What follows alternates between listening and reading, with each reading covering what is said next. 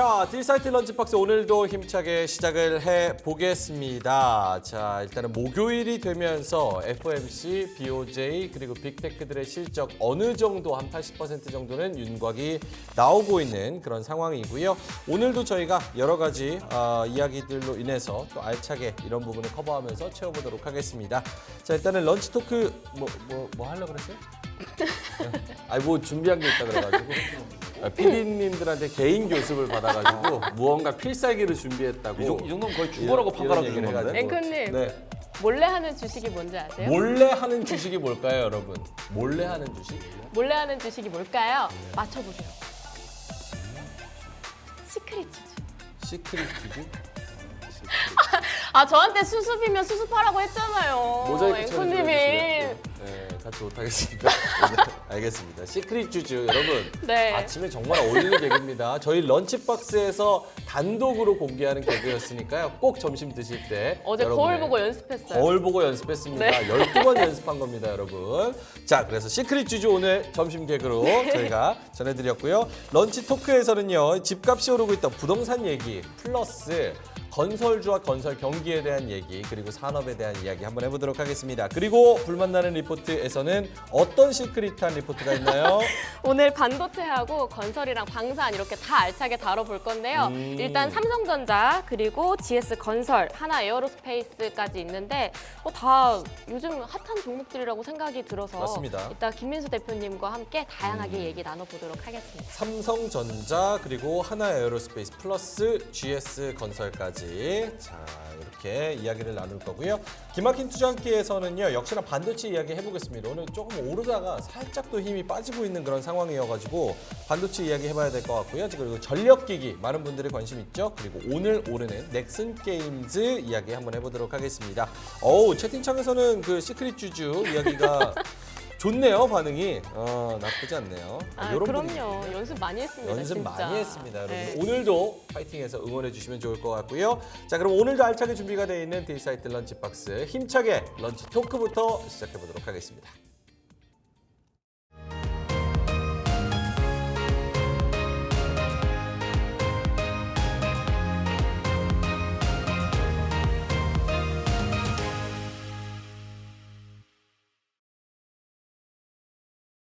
자, 런치 토크 주제는요. 집값이 오르고 있다. 지금 부동산 전고점 다시 트라이하고 있다는 이야기가 굉장히 많습니다. 건설주도 오를까? 이렇게 주제를 잡아봤고요. 두 분과 함께 이야기 나눠보겠습니다. KR 리서치의 김재준 대표님 그리고 유튜버 우리 테이버님 나오셨습니다. 어서 오세요. 안녕하십니까. 네.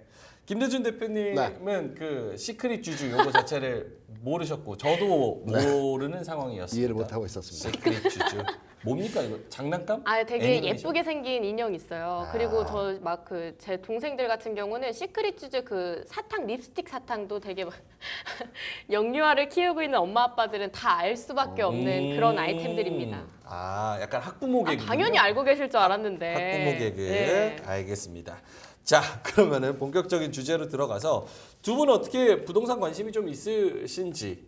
부동산이야 그 뭐 돈 벌어가지고 내 건물 하나 정도 사놓으면 되지 않나 이렇게 생각합니다. 플렉스네요. 건물 플렉스. 돈 벌어서 건물 사겠다. 약간 우리나라도 그렇고 중국도 그렇고 부동산 익스포저가 되게 많은 가계부채에서 많은 자산을 좀 차지하는 그런 상황이 있잖아요. 김대준 대표님도 부동산 관심이 많으신지. 증권가에서는 두 가지 그 속설 비슷한 내용이 있어요. 증권사 지점장들은 자기 집이 없다. 뭐 지금은 모르겠지만 저 현업에 있을 때는 증권사 지점장이라고 하면 급여 꽤 높지 않습니까? 그런데 실제적으로 자기 집을 가지고 있는 사람이 별로 없었어요. 이유는 뭐냐면 기회비용이라고 생각하거든요. 예. 부동산 가격이 당연히 올라가겠지만 그보다 난 주식을 통해서 수익을 얻고자 한다라는 생각이 워낙 강하기 때문에 자기 집을 마련하지 않는 경우들이 많이 있었고요. 두 번째는 건설업종 같은 경우는 부도가 나면 캐비넷하고 책상만 남는다. 뭐 이런 속설 아닌 속설 같은 내용의 두 가지가 그 건설업 또는 집값, 부동산 네. 뭐 여기에 대한 내용들이 있었죠. 저 또한 이제 부동산에 대해서 크게 관심도는 없는데요. 관련된 건설업종에 대한 종목들은 뭐 관심 많죠. 좋습니다. 건설주들 또 관심 있으신 분들이 주식 시장에서 또 계시고 또 부동산에 관심이 있으신 분들도 계시기 때문에 두 가지를 한번 같이 다뤄보도록 하겠습니다. 일단 첫 번째로 건설주 이야기를 꺼낼 만큼 부동산 가격이 지금 반등을 하는지에 대해서도 자료를 통해서 김대준 대표님이 자료를 좀 준비를 해 주셨는데 이 통계를 보니까 집값이 많이 회복이 되는 것 같아요. 제가 이제 부동산에 크게 관심 없지만 집값 움직임에 대해서 굉장히 관심이 크거든요. 예. 최근에 강남 일부 지역이긴 하지만 우리가 2001년도, 2002년도에 집값이 많이 올랐지 않습니까? 네. 이때 유행했던 얘기들이 벼락거지란 말 혹시 들어보셨습니까? 벼락거지. 네, 들어보셨죠? 네. 그럼요. 내가 이제 자산 가치가 떨어져서 거지가 된 게 아니고 집값이 올라가고 나만 집이 없기 때문에 순식간에 상대적으로 거지가 되었다라는 이제 2001년, 2002년 그 집값 오를 때 네. 벼락거지란 말이 유행했었는데요. 강남 일부 지역을 국한해서 최근에 집값 움직이긴 하지만 그때의 고점, 역대의 고점을 지금 돌파하고 있는 상황에서의 모습들이 현재 진행형으로 나타나고 있다는 겁니다. 이 집값의 상승이 뭐 다른 지역으로 아직까지는 전파되는 속도가 그렇게 크진 않지만 전체적인 집값의 상승세는 계속돼서 진행되고 있다. 이렇게 흐름을 판단하고 있죠. 네. 사실 뭐 서울뿐만이 아니라 지금 뭐 로또 청약 이런 얘기 되게 많이 나오면서 엊그제는 저기 동탄. 네. 청약홈 마비됐잖아요. 네네네. 동탄의 롯데캐슬 요거 33평 1가구 한 가구에 대한 무순위 청약에 300만 명이 몰려가지고 청약률이 294만 대 1? 294만 대 1입니다. 294대 1이 아니라. 로또가 600만 문대 1이거든요. 이야. 우와, 600만 절반이네요. 분인데 그냥. 절반 294만 대 1. 거기다가 레미안 원펜타스도 거기도 청약률이 엄청 났었고 이만큼 부동산이 굉장히 많이 상승을 하고 있다. 근데 이 정부 정책 따라서 부동산 많이 움직이잖아요. 그렇죠. 정부 정책도 요 8월 달에 발표한다는 이 이야기는 뭡니까? 8월 달에 이제 집값이 많이 최근에 상승하고 있기 때문에 네. 아무래도 이제 신규 주택을 짓겠다라는 이제 억제책이죠. 부동산 최근 상승에 대한 억제책으로 8월에 정부에서 발표하겠다. 그런데 최근에 정부에서 나오는 발표 내용들을 우리가 유심하게 들여다 보면 한쪽에서는 억제라고, 한쪽에서는 일부 부양하는 형태에서의 정책들이 발표되고 있거든요. 어제 그제 나온 내용들을 보면 SOC 투자 관련해서는 정부에서 또 정책적으로 밀고 있는 형태, 댐을 건설한다든가 뭐 부양과 관련된 여러 가지 지출을 한다라는 내용들이 있습니다. 그래서 억제책이 나오겠지만 과연 시장에서 이게 통용이 될까라는 의구심이 하나 있고요. 제가 부동산 시장과 주식시장에서의 건설업종에 대한 전반의 흐름들을 제 기억을 통해서 네. 뇌피셜을 통해서 하나 추가로 말씀을 드린다면 네. 통상적으로 신정부가 이제 출범을 하지 않습니까? 우리나라 같은 경우는 과거 2002년, 2007년, 12년, 17년 이렇게 네 번의 대선이 최근에 22년까지 5번의 대선이 있었거든요. 그런데 건설업종이 주가가 움직였던 시기는 신행정부의 초기가 아니고요. 한 2년, 길게는 한 2, 3년 차 시점에서 네. 주가가 많이 움직였어요. 예를 들어서 말씀드리면 현대건설 예를 이제 말씀을 드리면 2002년도에 대선이 있었는데요. 주가는 2004년도부터 본격적으로 움직이기 시작했고요. 그거 차트 한번 보여주세요. 현대건설 2년 대선이 있었고 2004년부터 건설주가 움직이기 시작을 했습니다. 네. 그리고 2007년 대선 이후에 2009년부터 또 건설업종이 또 움직이기 시작했고요. 2012년도에는 뭐 15년부터 상승을 했습니다. 그리고 17년 대선에는 18년부터 상승을 했는데 지금 보시는 그림에 있는 현대건설은 그와 관련된 내용도 포함되어 있지만 네. 우리가 이제 건설 업종의 전반의 주가 흐름을 보게 되면 예. 신정부가 출범을 하고요.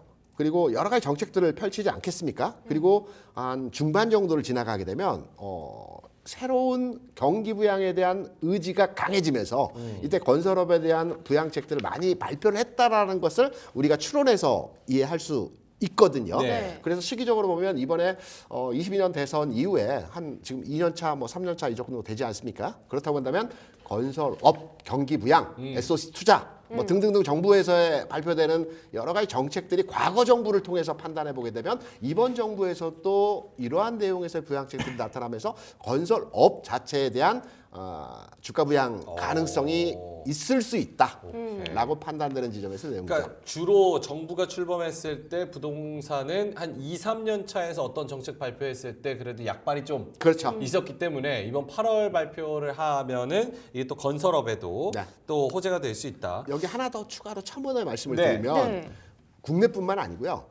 미국 같은 경우에도 뭐 트럼프 관련주들이 여러 섹터가 있겠지만 건설업종도 상당히 긍정적으로 움직이고 있고요. 영국 같은 경우에도 노동당이 집권하지 않습니까? 예, 예. 여기에서 이제 건설 부양 관련 정책을 발표를 하면서 영국의 건설주들도 최근에 또 많이 올라가고 있거든요. 네. 그런 전체적인 글로벌리한 이 건설주에 대한 분위기도 일부 영향을 주고 있는 상황에서의 지금 시장에서의 흐름이다. 이렇게 또 짚어볼 수 있겠죠. 알겠습니다. 근데 대표님께서 보여주신 차트를 봤을 때 네. 이 레고랜드 이후에 차트가 확 떨어지는 것 같은데. 요거 한번 설명드릴까요? 네, 궁금해서 그냥 왜 이렇게 차트가 제가 갑자기 이거는 확 중요한 꺾였을까요? 내용에서 조금 이따 숨겨놨다 나중에 말씀드리려고 아, 했는데 정말요? 물어보시 시크릿이었네요, 시크릿. 네, 시크릿. 말씀 나온 김에 설명을 네. 드려보겠습니다. 이제 우리가 건설주에 대한 평가 자체가 굉장히 박합니다. 네. 건설주 왜 사? 건설주 투자 뭐 해서 수익 날 수 없어라고 했던 것들에 대한 전반의 최근 흐름을 보게 되면 제가 준비한 그 좀 전에 현대건설 차트를 한번 띄워주시면서 제가 설명을 한번 드려보도록 하겠습니다. 건설주, 건설업종 전체적인 흐름에 대한 이제 주가에 대한 흐름에 대한 내용을 정리를 했는데요. 우리가 이제 레고랜드 사태 2022년 10월에 이제 발생을 했죠. 네. 이때 이제 그 채권 가격 그러니까 PF 대출 관련 금리가 이때 상승하기 시작했어요. 그래서 건설업에 대한 업황 자체가 이제 하락하는 형태로의 진행이 됐죠. 그리고 올 초 지난해 연말 아주 큰 PF 사태 태용건설 관련한 내용들이 있었죠. 이러한 내용으로 중소형 지방건설사들이 많이 파산하게 됐습니다. 그런데 우리가 지금 건설주를 얘기하고 건설업에 대한 토론을 하는 것은 무엇이냐면 지금 살아남아 있는 건설사, 건설주들은 과연 어떠할까라는 평가에서의 기준이거든요. 그동안에 이제 건설업 자체가 상승을 하지 못했던 아주 중요한 내용은 네. PF 대출 금리입니다. 네. 이제 건설사들 같은 경우는 자기 자본 비율이 한 10%, 15%, 많게는 한 20% 수준에서 자기 자본을 가지고 대출을 받아서 그 시행을 하지 않습니까? 그래서 자기 돈은 뭐 한 10% 내외의 금액이고 나머지 80%, 많게는 90%까지도 은행 돈을 빌려서 건설을 하게 됩니다. 네. 그렇다 보니까 금리에 굉장히 민감하죠. 어. 제가 비근한 예로 한번 설명을 드려보겠습니다. 우리가 흔히 PF 대출 금리라고 하면 국내 3년 만기 국고채 대비해서 플러스 1.5% 스프레드를 주고 금리가 형성됩니다. 네. 쉽게 말씀드리면 뭐냐면 지금 3년 만기 국고채 금리가 어제 그제 조금 내려와서 2.99 정도 합니다. 3% 수준에서 움직이고 있어요. 최근 내에서. 그러면 일반적인 수준에서의 시장 상황을 들여다보게 되면 PF 대출, 그러니까 내가 건설 사업을 시작하기 위해서 은행으로부터 제2금융권으로부터 돈을 빌릴 때는 여기에 1.5% 가상금리를 정하면 대략 그 건설사들이 은행으로부터 돈을 빌릴 수 있는 금리입니다. 네. 그러면 3%니까 한 4.5에서 5%면 건설사들이 원활하게 건설을 시행할 수 있는 금리 차의 수준입니다. 네. 그런데 이 그림에서 보시면 아시겠지만 레고랜드와 태형건설 PF 관련 내용들이 시장에서 불거지면서 PF 금리가 급등을 했어요. 3년 만기 국채 금리는 그 자리를 유지하고 있는 반면에 네. PF 왜 계속 사고가 나니까 은행에서는 높은 금리로 받을 수밖에 없지 않습니까? 이게 어느 정도까지 금리가 급등을 했냐면 제가 앞서 말씀드렸죠. 4%에서 5% 수준이 적정 수준에서의 대출 금리 수준인데 네. 현대건설 기준으로 해서 지난해 연말 전후로 한 PF 사태가 악화됐을 때 네. 18%까지 올라갔습니다. 많이 올라갔네요. 엄청나죠. 이 정도면 건설을 못 합니다. 못 하기 때문에 이때 이제 최악의 상황이었는데 최근에 많이 내려왔어요. 7%, 뭐 8%, 낮게는 6%까지도 내려왔거든요. 그러면 지금은 건설을 진행해 볼 만한 금리 수준으로 회귀하고 있다라는 측면이기 때문에 이러한 맥락에서도 건설주들에 대한 긍정적인 평가들이 시장에서 진행되고 있다. 이렇게 생각하시면 될 것 같습니다. PF를 잘 말씀을 해주신 게 이제 정부에서 8월 달에 또 발표하는 것이 이 PF 어떻게 정리할 것이냐 여기에 대한 대책도 또 발표를 하는데 이 PF가 지금 이렇게 부동산 경기가 오르고 뭐 우리가 건설주를 볼 만큼 괜찮은 상황이에요? 저는 아닌 걸로 알고 있어서. 지금 PF는 터집니다. 더 터져요. 터질 수밖에 없는 상황이고요. 그 다음에는 지금 PF에 있어가지고 오히려 우리가 주택담보대출 얘기 많이 하고 공사 대금 얘기 많이 했는데 지금 얘기가 나오는 건 토지담보대출. 그쪽도 지금 터지고 있다라고 얘기가 나오고 있습니다. 네. 그런데 그 부분에서 연체율이 올라간다 어쩐다 저쩐다 그러는데 여기서 중요한 건 뭐냐 그러면은 지금 건설사를 기준으로 놓고 볼 때 건설사가 다 저평가예요. 그리고는 터질 애가 있고 안 터질 애가 있습니다. 이걸 구분을 하셔야 된다라는 거고 지금 앞서서도 말씀을 해주셨는데 지금 부동산 시장이 반등을 한다, 뭐 신고가를 쓰고 있다, 뭐 정부가 대책을 내고 있다 그러는데 부동산은 세 가지로 나눠서 보셔야 됩니다. 첫 번째, 지방 부동산 반등 못합니다. 더 빠지고 있어요. 두 번째, 서울 일반 부동산. 네. 서울 일반 부동산은 정부가 대책을 내면은 수요가 올라오다 보니까 그쪽은 가격이 버티고 있고 네. 그래서 그쪽은 가격 반등을 어느 정도 지금 시도하는 중입니다. 그리고 마지막으로 이제 초고가 부동산이 있습니다. 뭐냐 그러면은 최근에 보시면 우리나라의 그 아이오님 이제 들어가신 아파트 네. 알고 있죠? 에테르노. 예, 보시면은 차가 들어가서 차가 엘리베이터를 타고 올라간다. 집안에 차를 세 대를 댈 수 있다. 완전히 헐리우드에 있는 초고가 주택이 이제 생기고 있다라고 보시면 되는데 그거 외에도 우리나라의 그 가구 브랜드 명품 브랜드 하나가 또 우리나라의 아파트를 짓겠다라고 이제 발표를 한 것도 있는데 그런 것들 보시면은 뭐 한남 더일부터 시작을 해가지고 우리가 50억, 100억, 150억, 200억이라고 부르는 초고가 혹은 우리가 아파트 단지에서도 펜트하우스는 없어서 못 팝니다. 그쪽 시장 같은 경우에는 내가 돈을 벌었어. 주식을 해서 돈을 벌고 코인에서 돈을 벌었어. 그리고 내가 원래 자산이 많은데 지금 고금리 시대에 내 자산이 빠르게 불어나고 있어. 그러면은 그거를 보여주는 수단으로서 나 여기 살아. 저기 펜트가 내 거야. 로 가는 거예요. 그러다 보니 초고가 부동산 시장은 오히려 엄청나게 지금 경쟁이 붙어 있습니다.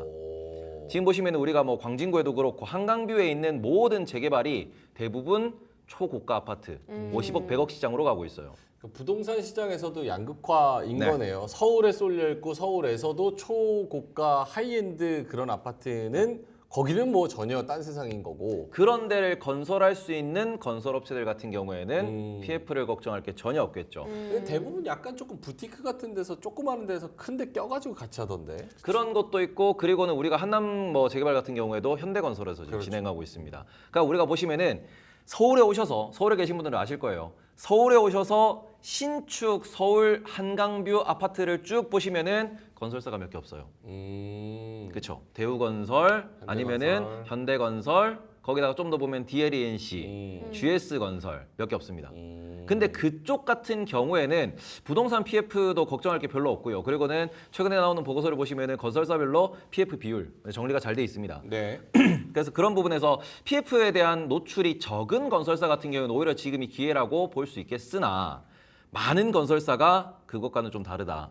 특히 지역에 공사를 하는 그런 건설사 같은 경우에는 많이 위험할 수 있다. 그래서 이 부분에서 우리가 투자를 하신다라고 하면은 PF에 대한 노출도를 분명히 고려를 하시고 투자를 하셔야 되고 지금 우리가 그 미국의 리츠도 말씀을 해주셨는데 미국 리츠가 올라가는 이유는 금리 인하 기대감이 올라가면서 미국의 채권 시장 금리가 떨어지면서 쭉쭉쭉 올라가고 있는 모습을 보이고 있습니다.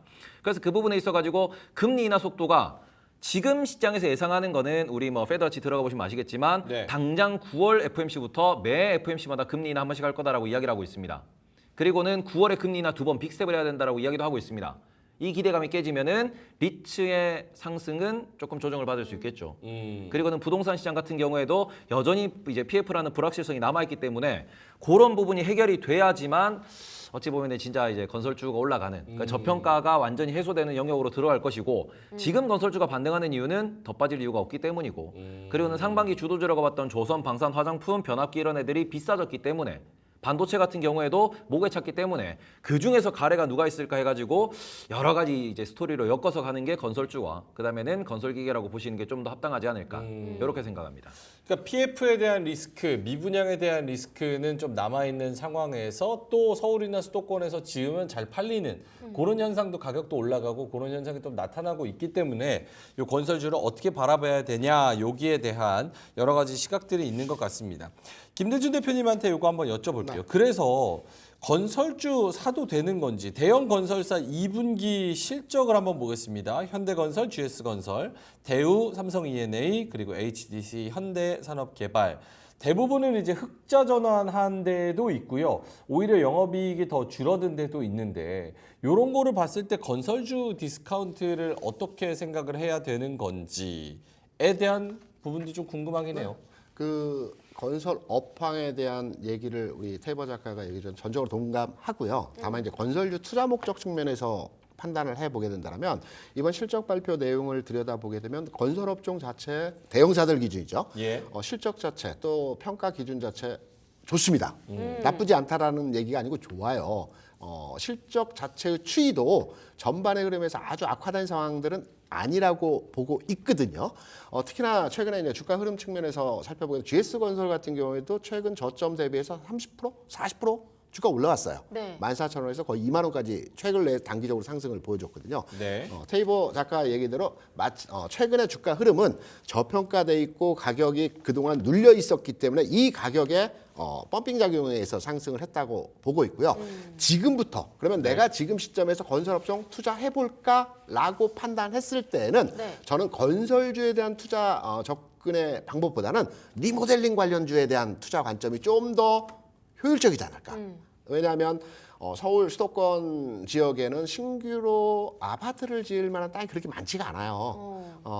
우리 정부 이번 정부가 공약으로 내세웠던 게 임기 내 200만 호를 짓겠다고 했거든요. 그리고 수도권에 130만 호를 짓는다고 했습니다. 지난해 인허가 수준을 보면 40만 호를 인허가 했는데 대략적으로 한 4, 5년 동안에 200만 호 수준을 지을 것 같긴 합니다. 그런데 대부분 지방이죠. 건설사 입장에서는 수도권의 주택을 지어서 판매를 해야지만이 완판이 되고 여기서 수익을 발현시킬 수 있는데 네. 지방 같은 경우는 수익성이 좀 떨어지죠. 가격 자체가 그러고. 그래서 저는 건설 업종에 대한 투자 측면에서 지금 시장에 대한 접근을 해본다라면 건설주보다는 건설과 관련된 그 리모델링과 관련된 건설 종목들, 기자재 종목들이 오히려 더 유효한 측면에서의 내용이 아닐까. 단 실적이나 기업 가치적 측면에서는 굉장히 저평가되어 있습니다. 미래를 보고 장기적으로 투자한다면 가능하겠지만 네. 우리가 주식을 투자하는 목적이 짧은 기간에 많은 수익을 내는 거 아니겠습니까? 맞아요. 그렇다면 투자 가치 측면에서 조금 떨어지는 측면에서의 진행이라고 보고 있죠. 오케이. 테이버님은 어떠세요? 저는 건설주 그냥 산업과 딱 말씀드린 게 수출 중심으로 보자. 수출 중심으로 보자. 네. 그래서 보시면 우리가 건설, 건자재 뭐 최근에 좀 움직임이 있었던 시멘트, 건설기계 다 있는데 네. 여기서 우리가 수출 딱 엮이는 기업 같은 경우에는 건설주 중에서도 대형주, 현대건설이나 아니면 뭐 원전 관련된 그런 기업들이 있죠. 뭐 DLNC도 마찬가지고 이런 데 같은 경우에는 건설주 중에서도 수출로 엮이는 것이고 뭐 삼성 E&A 같은 삼성 엔지니어링 같은 경우에도 보시면은 주로 이제 해외 플랜트 쪽으로 이제 나아가는 부분이기 때문에 해외로 이렇게 확장성이 있는 기업들 같은 경우에는 국내 내수가 PF로 불안하다고 하더라도 이쪽 쪽은 실적이 나올 수 있는 기업들이기 때문에 그쪽은 좀 보셨으면 좋겠고, 그리고는 시멘트나 우리가 뭐 건설 관련된 건자재 같은 경우에는 그냥 당장 보시더라도 이제 글로벌에서 경쟁력이 없습니다. 내수 산업이기 때문에 차라리 그쪽을 보시기보다는 이제 건설기계 같은 쪽 그런 쪽을 보시면서 수출 데이터를 보면서 좀 대응하시는 게 어떨까라고 생각을 하고, 올해 상반기 보시면은 다 수출이 좋은 애들이 상승을 좀 크게 했습니다. 그렇기 때문에 우리가 건설주가 여기에서 저평가가 해소된다고 하더라도 결국 수출 중심으로 보시는 게 좀 더 수익률 측면에서도 도움이 되지 않을까라고 생각해서 수출과 연계될 수 있는 그런 기업들을 찾으시는 게 기회를 찾기는 좀 쉽다라고 생각합니다. 테이버 작가의 얘기에 한 발만 더 얹으면요. 네. 우리가 건설이라는 사전적 의미를 들여다보게 되면 토목과 건축입니다. 네. 그러니까 건설은 토목 한 파트가 있고요. 건축, 그러니까 주택과 관련된 한 파트가 있습니다. 그러면 우리가 주식을 투자하는 측면에서 종목을 따져볼 때 이 네. 회사가 주택 건설 위주의 사업을 하는지 아니면 주택 건설 플러스 토목 관련 사업을 하는지를 아마 기업 개요 설명서에 보면 다 나와 있습니다. 네. 예를 들어서 말씀드리면 현대건설 같은 경우에는 50대 50입니다. 토목 플랜트가 50이고요. 그다음에 주택을 짓는 비중이 50%입니다. GS건설 같은 경우는 주택 분야가 좀 크죠. 토목보다는 주택 분야가 크고요. DL 그룹 같은 경우는 분사 있지 않습니까? DL, ENC, DL건설 뭐 등등등 해가지고 ENC 같은 경우는 플랜트 분야이고요. 그래서 종목 접근을 하실 때 저는 이제 플랜트나 토목이나 앞서 말씀하신 대로 테이블에서 수출 관련주들이 주로 플랜트 업종의 종목들이기 때문에 네. 건설사 내에서도 이렇게 세분화해서 종목 접근을 하는 게 가능하고 이쪽 파트는 굉장히 긍정적으로 판단합니다. 토목 플란트 쪽은 앞으로 굉장히 주가의 성장성도 있고 앞으로 상승 가능성도 높다라고 판단한다는 부분이죠. 다들 지금 뭐 채팅 보면 건설주 아예 관심 없거든요.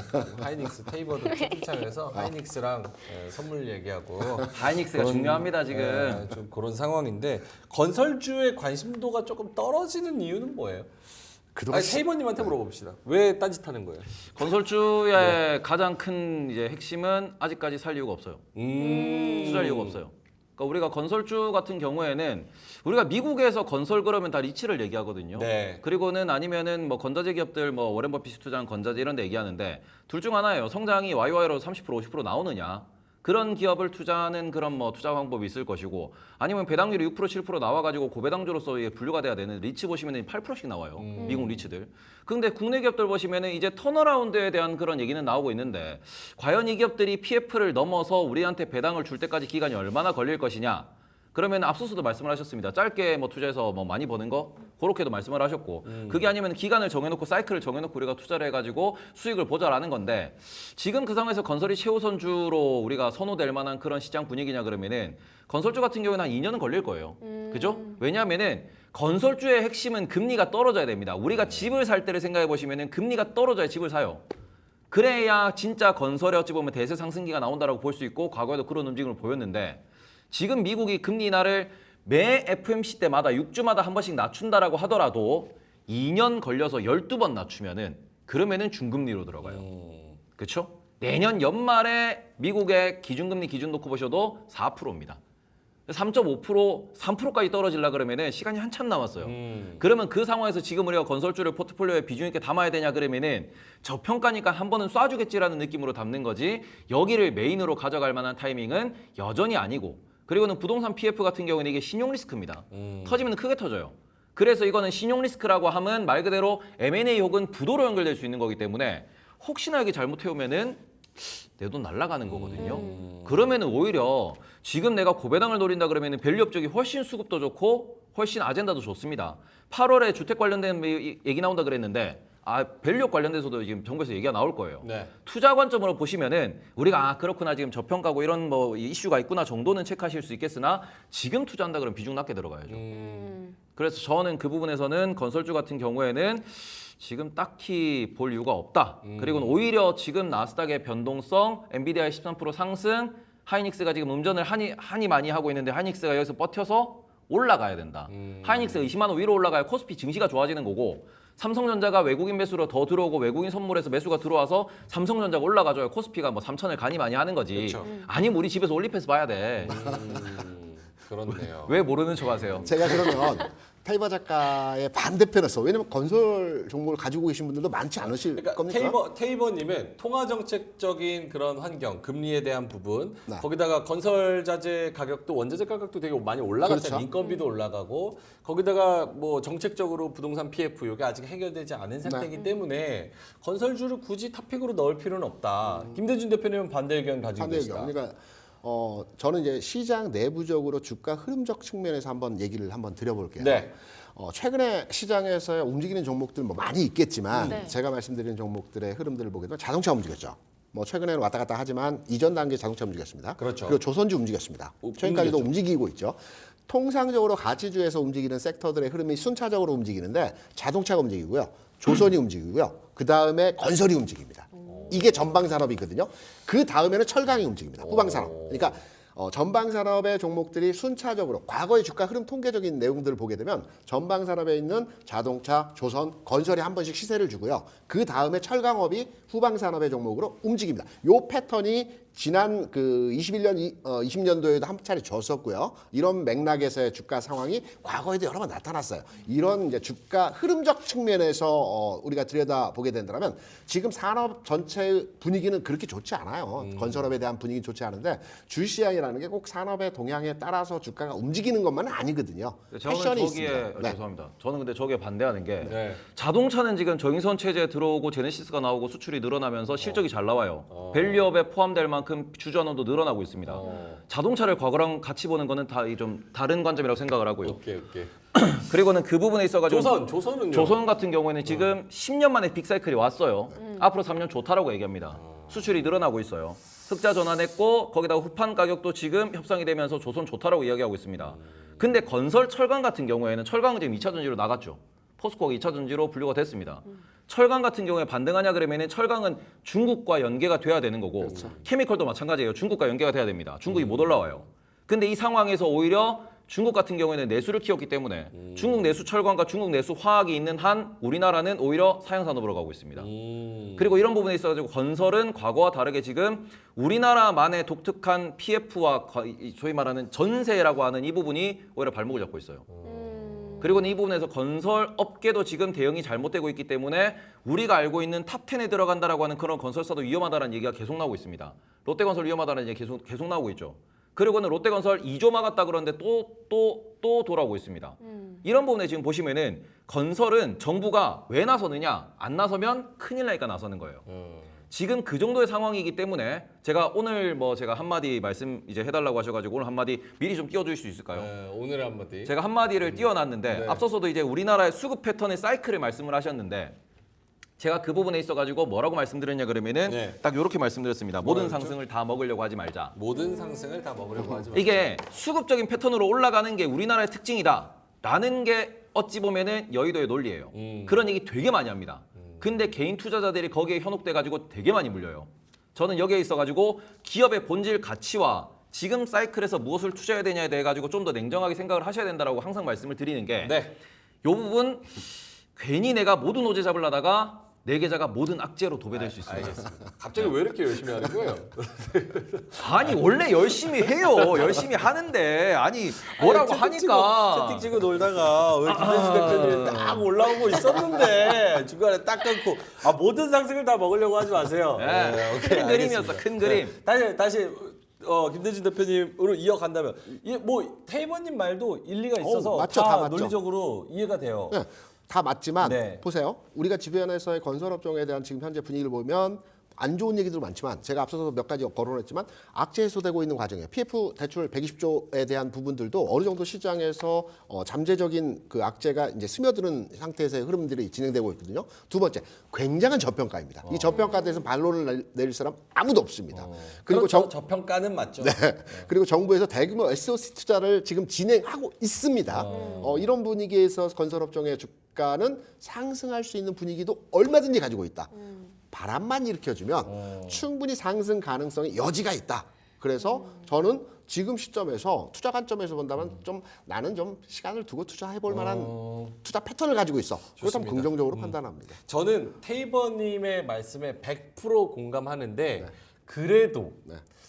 사실 주식에서 정부 정책에 반해서 가서 성공한 주식 없거든요. 그렇죠. 오히려 정부 정책의 드라이버가 세게 걸리는 주식들이 또 주가가 잘 가는 경우 있잖아요. 대왕물에? 근데 그러니까 그래서 지금 이제 대통령님이 무언가 개발하고 뒤집어 엎고 땅 파고 짓고 부양하고 이런 거에 진심이시잖아요. 그렇죠. 진짜 진심이시잖아요. 거기다 주가에도 진심이시고 그런 부분 왜요? 괜찮아요? 주가 관리를 하려고 하니까. 진짜 밸류업 하니까 밸류업에 오케이, 금투세 오케이. 하면 오케이. 안 된다. 네. 주가에 얼마나 진심이십니까? 진심이죠. 역시 그죠? 유경험자를 뽑는 이유가 있습니다. 사회에서. 유경험자 맞나요?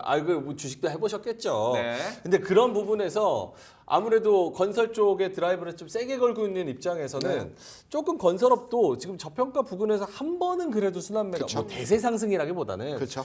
어느 정도 조금은 한번 노려 볼 수도 있지 않을까? 그리고 이런 가지고 생각? 계신 분들 위주의 건설업종에 대한 전반의 흐름들을 우리가 말씀드린 거거든요. 네. 신규 투자보다는.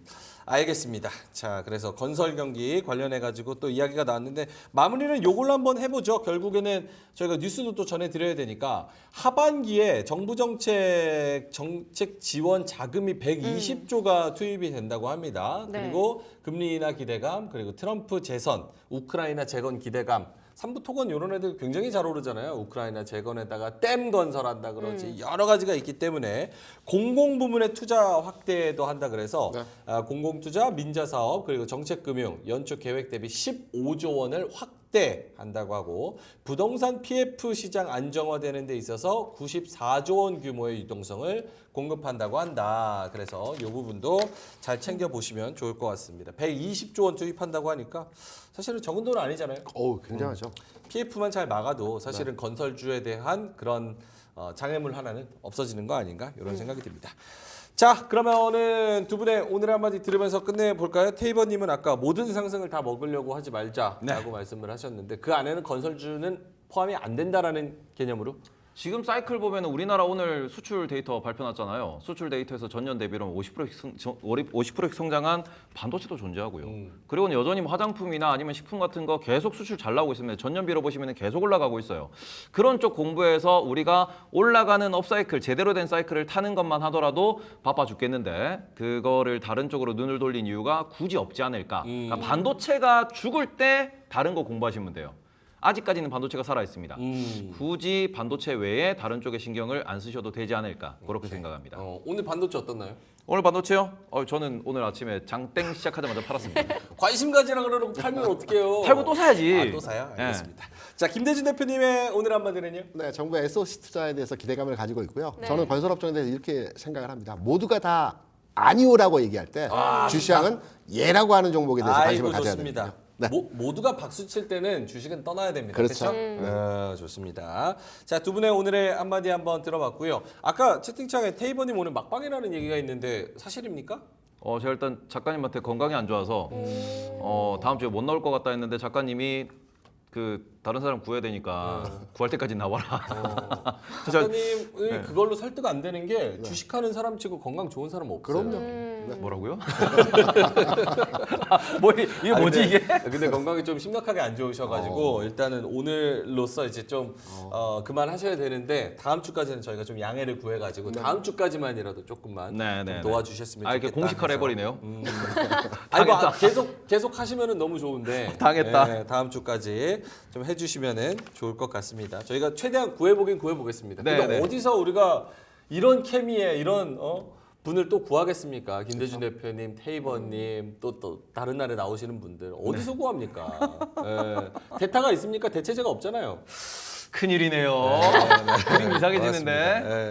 꼭 떠나려는 사람 옆에서 이렇게 살살살살 이렇게 해줘야 마음을 좀 바꾸기도 하거든요. 자, 알겠습니다. 그럼 두 분과는 여기서 좀 인사를 드려보겠습니다. 오늘 부동산 관련해서 그리고 건설주 관련해가지고 여러 가지 명과 암을 함께 다뤄봤는데 여러분들도 잘 위치도 가치도 잘 계산을 하셔서 투자에 성공하셨으면 좋겠습니다. 경제 유튜버이자 작가 우리 테이버님 그리고 KR 리서치의 김대준 대표님이었습니다. 고맙습니다.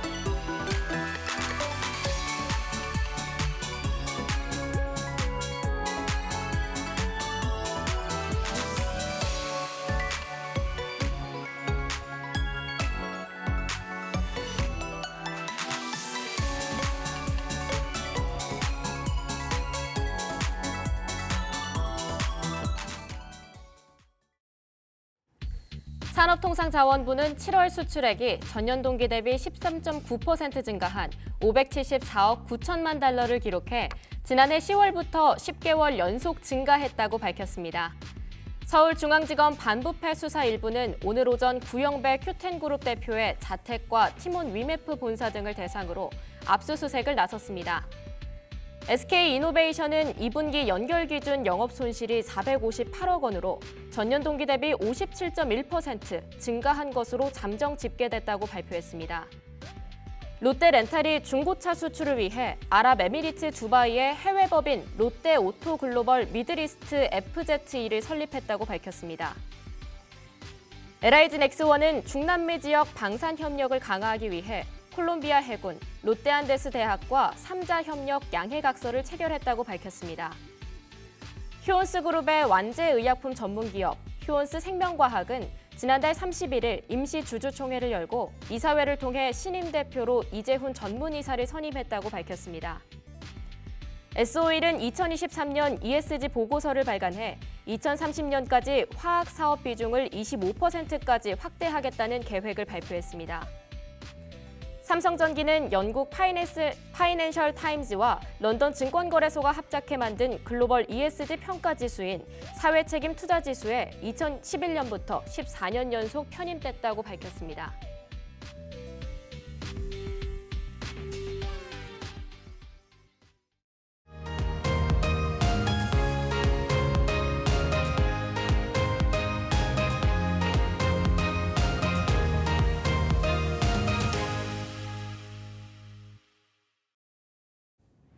오늘 준비된 리포트 함께 살펴보시죠. 한국투자증권에서 나온 삼성전자 소식, 신영증권에서 다룬 GS건설 이야기, 한국투자증권에서 정리한 하나에어로스페이스 이슈까지 다뤄볼 텐데요. 반도체, 건설, 방산주까지 알차게 준비해봤습니다. 불만나는 리포트, 런치박스 두 번째 코너 시작합니다. 오늘도 주식장에서 핫하게 다뤄질 이슈들 더욱더 뜨겁게 불맛 다뤄주실 전문가님 모셔봤는데요. 오늘은 조금 새로운 분을 모셔봤습니다. 굉장히 저와 친숙한 얼굴이십니다. 네. 레몬 리서치 김민수 대표와 함께하도록 하겠습니다. 대표님 안녕하세요. 네, 안녕하십니까. 지난번에 저와 한번 방송을 했었는데 네. 그때 제가 너무 재미있게 방송을 했어서 그때 이후로 꼭 한번 또 이렇게 뵙고 싶다 했었거든요. 네, 저 개그맨 네. 아니고요. 근데 네. 아까 뉴스 하신 데 보니까 프로는 프로시구나. 아, 정말요? 예. 네. 감사합니다. 이게 네. 이제 주식 이제 배워가는 단계지만 맞아요. 예, 수습된 지 진짜 이제 열심히. 2주. 맞아요. 네, 그래도 프로의 의식이 있다 보니까 네. 잘하실 것 같습니다. 감사합니다. 네. 네, 오늘 첫 소식. 굉장한 대장주인데요. 삼성전자 다뤄보겠습니다. 어제 확정 실적 발표가 있었는데 네. 일단 그 실적 어떤지 좀 궁금한데요. 실적이군 따발이고 네. 예, 주가가 이게 뭡니까 이게? 그러니까요. 예, 아침부터 시작해놓고 좀 사람 기대감을 막 쭉 올리더니 네. 이렇게 되면은 힘 빠집니다. 하기 싫은 그런 기분이긴 하지만 그래도 네. 예, 체크할 건 체크해야 되겠죠. 근데 지금 중요한 게 그 얘기는 꼭 드리고 싶었습니다. 네. 특히 이제 저희가 이게 불타는 리포트? 불마는 리포트요. 죄송합니다. 네. 불타오르죠. 네, 어쨌든 뭐 네. 불타올라야 네, 되겠죠. 근데 여기서 그걸 한번 좀 체크를 해보셨으면 좋겠어요. 이게 리포트 같은 경우 이제 많이들 보실 거 아니에요. 네. 근데 우리 수습 앵커님은 네. 수습된 앵커님은 네. 만약에 리포트를 이렇게 딱 본다라고 하게 되면 리포트에 가장 어디를 먼저 보세요? 목표 주가요. 그게 이제 문제입니다. 그게 예, 목표 주가랑 의견을 보시는데 네. 이거는 증권사 리포트에서 가장 피해야 될 겁니다. 이거부터 보지 마세요. 네. 예, 이거 별로 전혀 안 중요합니다. 그럼 어떤 걸 봐야 될까요? 목표가가 이제 한국 증시 같은 쪽에서 목표가나 증권사가 만드는 쪽은 네. 그냥 그 타이틀이라고 보시면 돼요. 전혀 현 시세와 상관이 없습니다. 미국 쪽은 달라요. 미국 쪽은 현재 시세랑 증권사 시세가 그러니까 목표가들이 네. 거의 비슷하게 맞추려고 노력하고 있고 거기가 괴리가 많이 벌어진다. 그렇다는 얘기는 바로바로 아예 그러면 의견을 바꿉니다. 나 지금까지 봤던 거를 매도 의견으로 바꿉니다. 그런 식으로 나가는데 한국은 그렇지가 않아요. 95%가 매수입니다. 예, 거의 예, 네. 매수고 거기서 의견만 살짝 바꿔요. 뭐 이제 중립이나 하향 뭐 이런 쪽은 있다고 하더라도 이게 거의 이제 다 친기업화된 리포트다 보니까 이런 쪽을 바라보기에는 전혀 도움이 안 됩니다. 가서 계속 뭘 보셔야 되냐면은 네. 일단 안에 내용 중에서 이제 리포트 내용 중에서 첫 장이 있고 첫째는 이제 요약한 쪽이 있고 밑에 쭉 하고 7, 8장 있잖아요. 네. 그거는 필요하시면 보시고요. 네. 첫 장에서 예, 네. 얘기하고 싶은 걸 다 얘기합니다. 오. 근데 그 중에서 아마 업황과 관련된 얘기, 산업과 관련된 얘기를 먼저 보세요. 그거 보시고 그게 연결돼서 기업들에 대한 성과 나오는 것들을 같이 체크를 하셔야 되는데 이번도 마찬가지입니다. 삼성전자 리포트에서도 거의 이제 업황, 그러니까 보통 보면은 단락들이 한 3개 정도 나눠져 있습니다. 근데 앞에 2개 쪽에서 산업과 관련된 얘기를 많이 하고 마지막 밑에서 기업들의 내용들 그리고 거기서 연결되는 또 기업과 관련된 이제 실적에 대한 추정치들이 거기서 이제 자세하게 나오거든요. 네. 그러니까 위에 2 단락들이 제일 중요하다. 그리고 나머지들은 버려라. 예. 그럼 반도체 업황 어떤가요? 이제 바로 치고 들어오시네요. 네. 네. 어제 나왔던 것들이 네. 이제 반도체 업황과 관련된 쪽에서 삼성전자가 개인적으로 봤을 때 이제 컨퍼런스 콜 하지 않습니까? 네. IR 할 때 보게 되면 이제 부분장을 다 출동하셔가지고 약간 우리 너무 HBM 관련돼서 지금 하이닉스한테 뒤처지고 있는데 네. 노노노. 네, 그렇게 노노노? 보지. 예. 그렇게 보지 마라. 어. 우리도 좀 캐파 되는 회사고 네. 우리가 누구냐? 대한민국에서 메모리에 합체하게 되면 내노라는 우리가 진짜인데 왜 우리 너무 좀 무시하느냐? 라는 쪽에 대한 약간 억울함을 표시하는 쪽들 그래서 좀 잘 봐주세요 하는 내용들이 상당히 많았습니다. 그런 쪽에서 HBM 관련된 얘기를 되게 많이 하셨어요. 네, 맞아요. HBM이 뭐죠, 앵커님? HBM D램 쌓은 거요. 와우. 엔비디아에다가 계속 납품한다고 8, 9월에는 할 수 있을 것 같다라고 많은 증권사에서 좀 전망을 하고 있는 것 같던데요? 야, 공부는 그래도 열심히 하시네요. 그럼요, 똑순이에요. 무슨 뭐 약자 이런 거 안 물어보겠습니다. 네, 그게 뭐가 중요하겠습니까? 약자는 안 돼요. 네, 네 그렇습니다. 하이볼 뭐 매니지먼트 이런 거 아닙니다.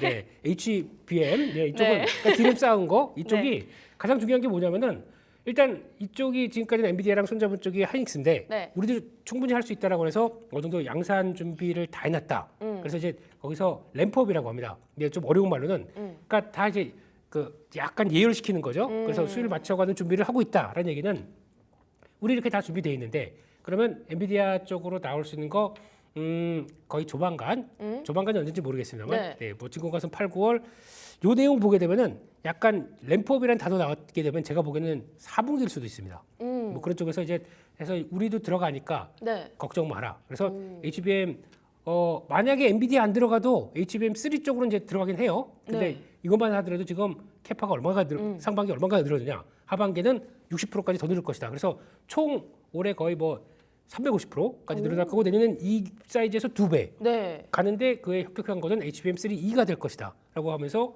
엔비디아에 대한 기대감을 살짝 엿비쳤죠. 그걸 또 막 할 수는 없고 네. 예, 그렇게 되면은 또 우리 삼성전자의 품격이 좀 있다 보니까 네. 예, 그거는 안 하고 그냥 그런 쪽으로만 이제 보여주긴 했는데 그러니까 이제 시장에서 이제 바꿔보기 시작하는 거죠. 아 삼성전자도 되겠다라고 왔는데 거기다 어제 미국에서 또 빅테크 기업들도 간장 했는데 한국에 이렇게 눌러버립니까? 이게 좀 짜증나는 거죠. 네. 더 중요한 거는 일단 지금 저희가 이제 보통 비수기가 있고 성수기가 있지 않습니까? 네. IT 쪽에 비수기, 성수기. 근데 혹시 우리 앵커님은 핸드폰 최근에 언제 바꾸셨어요? 한 2년 전인가, 1년 아하. 전인가?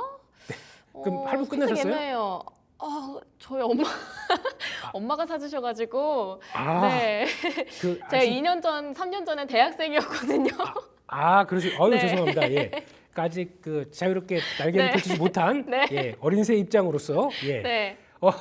이제 지금부터는 바꾸셔야죠. 네, 예, 본인 맞아요. 직접 바꾸셔야죠. 본인 내고 돈 내고. 이 노트북은 제가 했어요. 네. 아이고 축하드립니다. 예. 삼성 예. 네. 그래서 아마 이런 네. 쪽으로 봤었을 때 네. 그러니까 비수기가 있고 성수기가 있어요. 네. 보통 그러면 바꾸셨을 때 봄에 바꾸셨죠.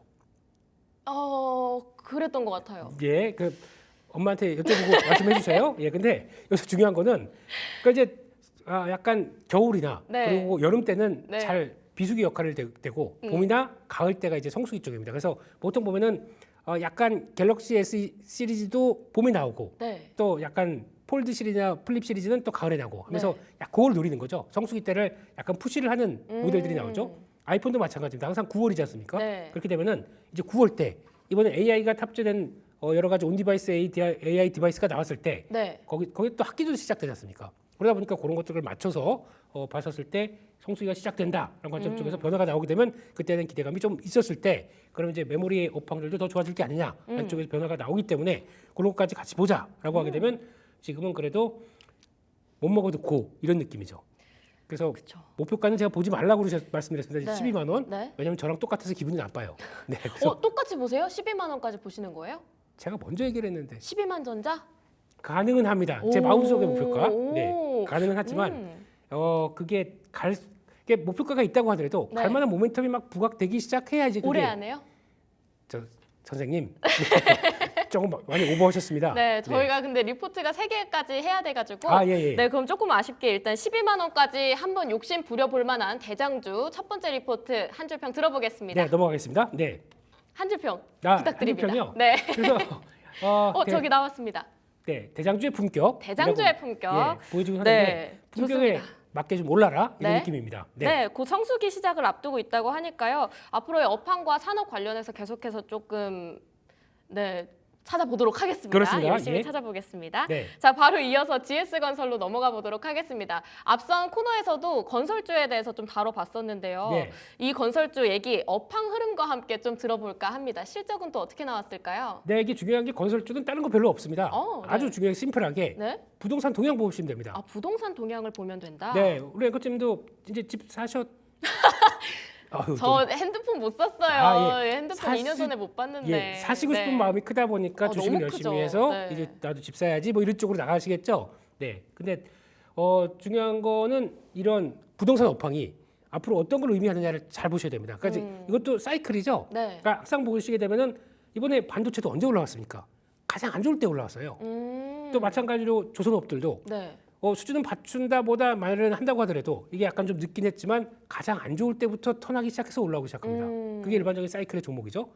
똑같습니다. 건설주도 왜 지금 올라와? 뭐 좋은 게 하나도 없는데 이렇게 한다고 본다고 하더라도 가장 중요한 거는 우리나라에서 집값 부동산의 가장 바로 밑에는 어디입니까? 서울이죠. 네, 서울 사시죠? 저 평택 살아요. 아이고, 예. 우리나라 집값은 오늘 저한테 왜 그러시는 거예요? 저한테 왜 이래서요? 저한테? 네. 평택입니다. 평택도 네. 중요해요. 네, 평택도 네. 지금 삼성전자 라인들 다 P4, P5 이렇게 네. 쭉 나가기 시작하는 고라인들 거기다 네. 미군들도 와 있다 보니까 얼마나 중요합니까? 평택도. 네. 평택도 주요 예, 집값 어려워. 집값 도시 책정하는 쪽에서 네. 중요한 바로미터 중에 하나입니다. 네. 이쪽들이 주요 거점 도시들이 지금 보시게 되면은 턴하고 올라가기 시작하래요. 네. 이게 가장 핵심이거든요. 근데 그렇게 됐을 때 그러면 건설주는 당연히 그거에 기반을 쌓아서 움직인다라고 하면 올라가는 게 맞겠죠. 근데 지금 주가가 이제 한 단계 올라오다 보니까 관심이 없어요. 그러면 안 됩니다. 예, 이거는 이제 턴에서 만약에 금리가 인하되기 시작하게 되면 네. 사람들이 그동안 또 한 2, 3년 사이에 또 그때 영끌했던 사람들 나 이거 어떻게 해라고 고민했던 사람들 이것도 이제 금리가 떨어지기 시작하게 되면 살 수 있어. 게다가 그 사이에 만약에 직장인이시다. 네. 그럼 의외로 연봉이 많이 올랐어요. 임금 상승률도 만만치 않거든요. 그럼 임금 상승률도 올라와 있는데 네. 금리는 떨어진다. 그러면은 나는 여력이 더 있는데 약간 또 요런 때 아빠 찬스 이런 거 쓰죠. 아빠 찬스. 네. 아버지. 아빠 보고 계시죠? 네. 네. 그 평택집 말고요. 평택집 네. 말고 다른 분들도 이제 보면은 저 독립하고 싶습니다라고 네. 했었을 때 이제 그때 나올 수 있는 변화까지 생각하게 되면 이번 변화 개인적으로는 이번에 집 사실 수 있으면 사세요. 네. 근데 어려우실 겁니다. 네. 예. 근데 서울이 그러다 보니까 이제 더 미분양이 빠르게 소진되고 나오는 서울 쪽만 일반 그래요. 이제 그게 또 막 치고 가다 보면은 서울에서 집 못 살 테니까 경기로 갔다가 평택으로 가야지. 이러면서 평택으로? 네, 이렇게까지 알겠습니다. 나오는 변화까지 있다. 그러면은 지금은 단기적으로는 많이 올랐습니다만 요 변화를 본다라고 해서 지금 보니까 GS건설에서 나오는 것도 네. 주택 부분 매출 이익률이 네. 10%까지 올라왔어요. 오. 한때 GS건설 하게 되면 순살자이 네. 네, 그것 때문에 많이 힘들었었죠. 그래서 작년에 적자 보고 그게 이제 전환되는 또 안정적으로 돌아가는 기조의 하나입니다. 네. 그렇게 되면은 지금은 관심 있게 또 보는 게 맞겠죠. 근데 아마 대부분의 전문가들이 건설주 하게 되면 부정적으로 볼 겁니다. 좋은 시그널입니다. 오히려 좋은 시그널이다. 그렇죠. 굉장히 안 좋을 때 오히려 팍 하고 뜨니까 네. 오히려 지금이 딱 저점 매수할 타이밍이다. 이렇게 볼 수 있는 건가요? 뭐 저점이라고 하기엔 조금 올라왔어요. 조금 올라왔지만 이제 아직까지는 늦지 않았다. 네, 네. 이럴 때는 조정 받으면 사야죠. 음. 조정 받을 때 이제 어느 정도까지 조정 받는지 보시는데 이게 그래서 예전까지 다 떨어질 것이다 이렇게 네. 보시면 안 되고요. 월봉을 보시게 되면 저 밑에 와 있다가 이제 돌아가는 기조입니다. 이렇게 됐을 때는 요거 그래서 안 좋았던 업황들이 턴하는구나라는 네. 것 같이 연결시키면서 보셔야 되겠죠. 그럼 지금부터 계속해서 봐가면서 혹시라도 조정이 조금 들어간다 하면 이땐가 하고 딱 들어가야겠네요. 보실만 합니다. 게다가 또 이런 회사들은 대형 건설사잖아요. 네. 가장 큰 강점이 이거 빼고도 해외 건설이 있습니다. 해외 건설이 과거 한때는 수주가 좀 저가 수주했느니 말이 많았었는데 그걸 겪고 나다 보니까 이제 우리 그런 짓 안 해야지 그러면서 정확하게 이제 수익성 맞게 그러니까 좀 될 만한 것만 이제 수주를 받기 시작하죠. 그런 것들이 변화가 나온다. 실적에 도움이 되겠죠. 네. 네, 그럼 두 번째 한 줄평 들어보도록 하겠습니다. 네, 업황의 바닥에서 종목을 찾는다면 네. 그렇게 되면 건설도 하나 포함시키자 이상입니다. 건설도 하나 포함시키자. 조정받을 때까지 한번 계속해서 보도록 하겠습니다. 자, 마지막 방산주입니다. 하나 에어로스페이스 소식 준비가 되어 있는데요. 영업이익 컨센서스가 66%나 상승했다라고 리포트에서 아예 대문짝만하게 지금 써줬거든요. 실적 왜 이렇게 잘 나온 거예요? 이거 대문이에요? 네. 예. 크지 않나요? 소제목인데 나름? 이거 문 열고 들어가겠습니다. 예. 근데 일단 여기서 중요한 게 하나 에어로스페이스가 그럴 수밖에 없었던 게 네. 이번 분기가 좀 특이해요. 오. 1분기가 실적이 안 나왔습니다. 안 나오다 보니까 그게 약간 밀고 들어가서 2분기를 좀 끌어올린 경향들이 있어요. 지연된 네. 것 부분까지 있다 보니까. 그래서 그것까지 감안한다 그러면은 3분기, 4분기가 이렇게 좋겠느냐? 그거는 또 의문이죠. 그러면은 지금부터 시장에서 얘기하는 건 어제 같은 경우 실적 잘 내놓고 갑자기 우르르 빠졌는데 네. 그러면 3분기도 2분기보다 그러니까 2분기보다 3분기, 3분기보다 4분기 이렇게 쭉 우상향 되겠느냐? 지금 가이드라인은 그렇게 돼 있어요. 오. 네. 혹시나 네. 예, 그런 느낌이 나다 보니까 또 주가도 많이 올랐고 네. 그러니까 약간 밀리는 경향들이 나오죠. 근데 중요한 거는 지금 시장에서 바라보는 거는 지금까지 잘했고 네. 그러니까 1분기는 좀 흔들렸지만 네. 그걸 가지고 이제 앞으로 이제 방산주 같은 경우의 흐름들은 실적보다는 진짜 나오는 실적은 애널리스트도 못 맞춥니다. 워낙 이게 또 지연되는 경우도 있고 거기다가 네. 그 해당 수주 받은 국가 쪽에 사정도 있다 보니까 네. 그러니까 다 만들었어요. 내보내려고 하는데 대기 잠깐 대기다. 뭐 우리 급한 일이 있으니까 잠깐 기다려. 이런 경우도 있게 되면 매출 인식이 안 돼요. 네. 그러다 보니까 되게 어려운 경우도 있습니다. 아닌 게 아니라 제가 다른 리포트를 다른 전문가님하고 이 코너 할 때 이 네. 말씀을 들었어요. 방산주는 실적도 실적이지만 수주를 봐야 된다. 네, 빙고. 그러니까 수주 지금 말씀해 주셨는데 수주 잔고 어때요? 네, 되게 공부 많이 하셨네요. 예, 수주는 네. 슈퍼주니어? 예, 죄송합니다. 그래서 여기서 수주는 가장 중요한 게 이런 장치 산업 쪽에서 조선도 마찬가지고 네. 나머지 이런 중후 장대 업종은 수주가 제일 중요합니다. 네. 그런 쪽에서 봤었을 때 방산도 수주가 지금 거의 20억 달러대 넘어갔다고 얘기가 나왔었죠. 그렇게 되면 거의 우리나라 돈으로 보게 되면 조 단위 흐름들이 계속 우상향으로 돼가고 있다. 네. 방산 쪽에서 가장 많은 수주 잔고를 갖고 있습니다. 하나 에어로스페이스가요? 그렇죠. 그러다 보니까 거기 나오는 거고 하반기에 보니까 여기서 나왔던 거는 파워팩 그리고 또 K9 네. 레드백 다 약간 장갑차 자주포 이쪽에서 성과가 추가적으로 더 나올 것이다 라고 보다 보니까 이제 이게 저희가 더 나올 거야 라고 생각하는 것보다 더 나올 거를 알고 있는데 나올 규모가 이만큼 네. 그러니까 예상했던 것보다 더 크게 나오기 시작해야 주가에 도움이 되겠죠. 그런 쪽 보시면서 일단은 속도 조절이 나올 겁니다. 왜냐하면 많이 올랐기 때문에 그리고 또 실적 확인하고 또 수주 확인하려면 시간이 걸리지 않습니까? 네. 그렇기 때문에 약간 좀 축 처졌을 때 또 저희가 방산 얘기 저희 딜 사이트에서 방산 얘기가 요즘 안 나와요. 한 5일 동안 안 나왔습니다. 네. 사실 때예요. 오히려 지금 딱 들어가야 된다. 지금이 아니고요. 자, 다시 한번 또 조정 예. 조정 들어갈 때 들어가야 된다. 이슈를 다 갖고 왔는데 무슨 요즘 핫한 반도체 가지고 네. 뭐 다 오는데 방산이 없어요. 그럼 그런 게 한 5일 동안 지났습니다. 저는 요즘 방산 좀 공부 열심히 하고 있었거든요. 그때 사세요. 그러니까 그 전문가들이 와서 이슈를 안 갖고 올기 시작하는 때가 5일이 지났다. 네. 그때부터 사세요. 네, 오늘 가져오셨잖아요. 그러니까 저 다음으로 5일 뒤요. 예. 네. 네. 네, 알겠습니다. 목표 주가 상향 조정해 줬는데 동의하시나요? 36만 원? 제가 이거 보시지 말라고 말씀드렸죠. 네, 알겠습니다. 근데 36만 원은 가게 되면 더 갈 수 있죠. 네. 근데 그거보다 그러니까 그러면 이제 시총이 지금 현재 15조가 이제 15조가 조금 안 되는 걸로 알고 있는데 이렇게 됐었을 때 만약에 이제 수주 잔고 때문에 매출 인식만 된다. 그러면 지금 2026년도 계산하게 되면 지금 PR 계산으로 보게 되면 이제 땡겨오는 것까지 합친다. 네. 라고 하게 되면 12~13배밖에 안 돼요. 영업이익 기준으로는요. 네, 그렇게 되면 그렇게 싼 수준이 아닙니다. 그러면 또 갈 수도 있습니다. 근데 하나 중요한 거는 이때 또 거래 정지가 한번 나올 겁니다. 그 한화정밀 한화정밀 기계랑 또 비방산이랑 이게 분리되는 쪽이 나오는데 네. 그 거래 정지가 하나 있습니다. 그때까지는 조금 좀 주가가 좀 약간 고민을 하겠죠. 장기적으로 약간 며칠 동안 좀 거래 정지가 된다 그러면 왠지 좀 불안해요.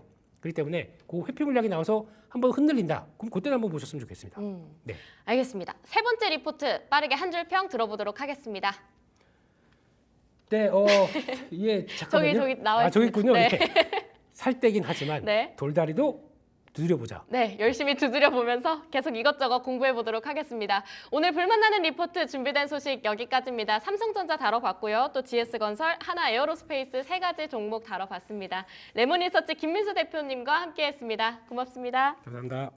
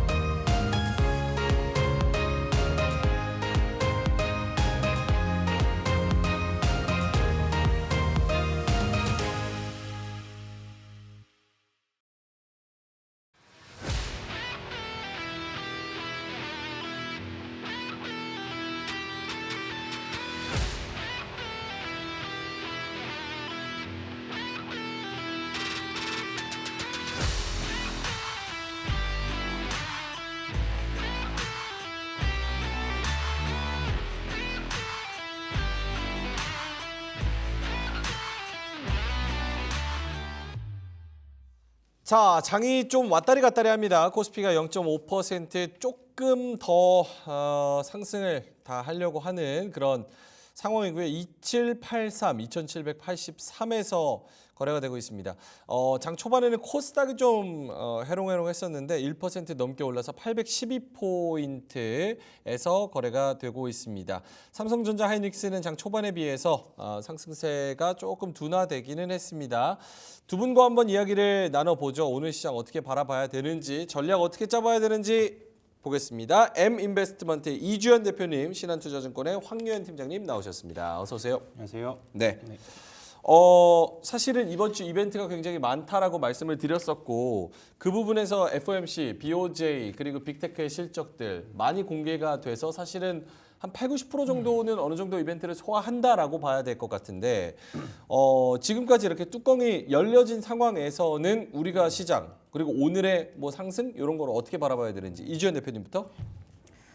일단은 장 초반에 갭을 좀 띄우고 좀 상승폭을 축소하는 모습인데 단기적으로 봤을 때는 뭐 살짝 좀 지지부진하게 흘러갈 가능성은 좀 있다고 보고 있습니다. 일단 일본 증시 같은 경우에는 2% 넘게 현재 급락하고 있는 그런 상황이고 네. 일본 증시의 영향을 좀 받고 있는 것 같아요. 그래서 발목이 좀 잡혀서 끌려 내려가고 있는 그런 상황이고 지금 전체적으로 수급이 좀 많이 분산이 돼 있는 그런 상황이다 보니까 일부 종목군들한테 어떤 테마가 강력하게 상승이 나온다던가 어떤 섹터가 강력하게 시장을 주도한다던가 이런 것들보다는 좀 전반적으로 그냥 조용하게 흘러가고 있는 어떻게 보면 조금 재미없는 그런 시장이라고 좀 보여집니다. 그래서 일단은 이번 주가 다 지나가기 전까지는 지켜볼 필요는 있을 것 같고요. 예. 어제 그 고용지표 ADP 민간 고용 발표가 됐는데 예상보다 신규 고용이 되게 적었거든요.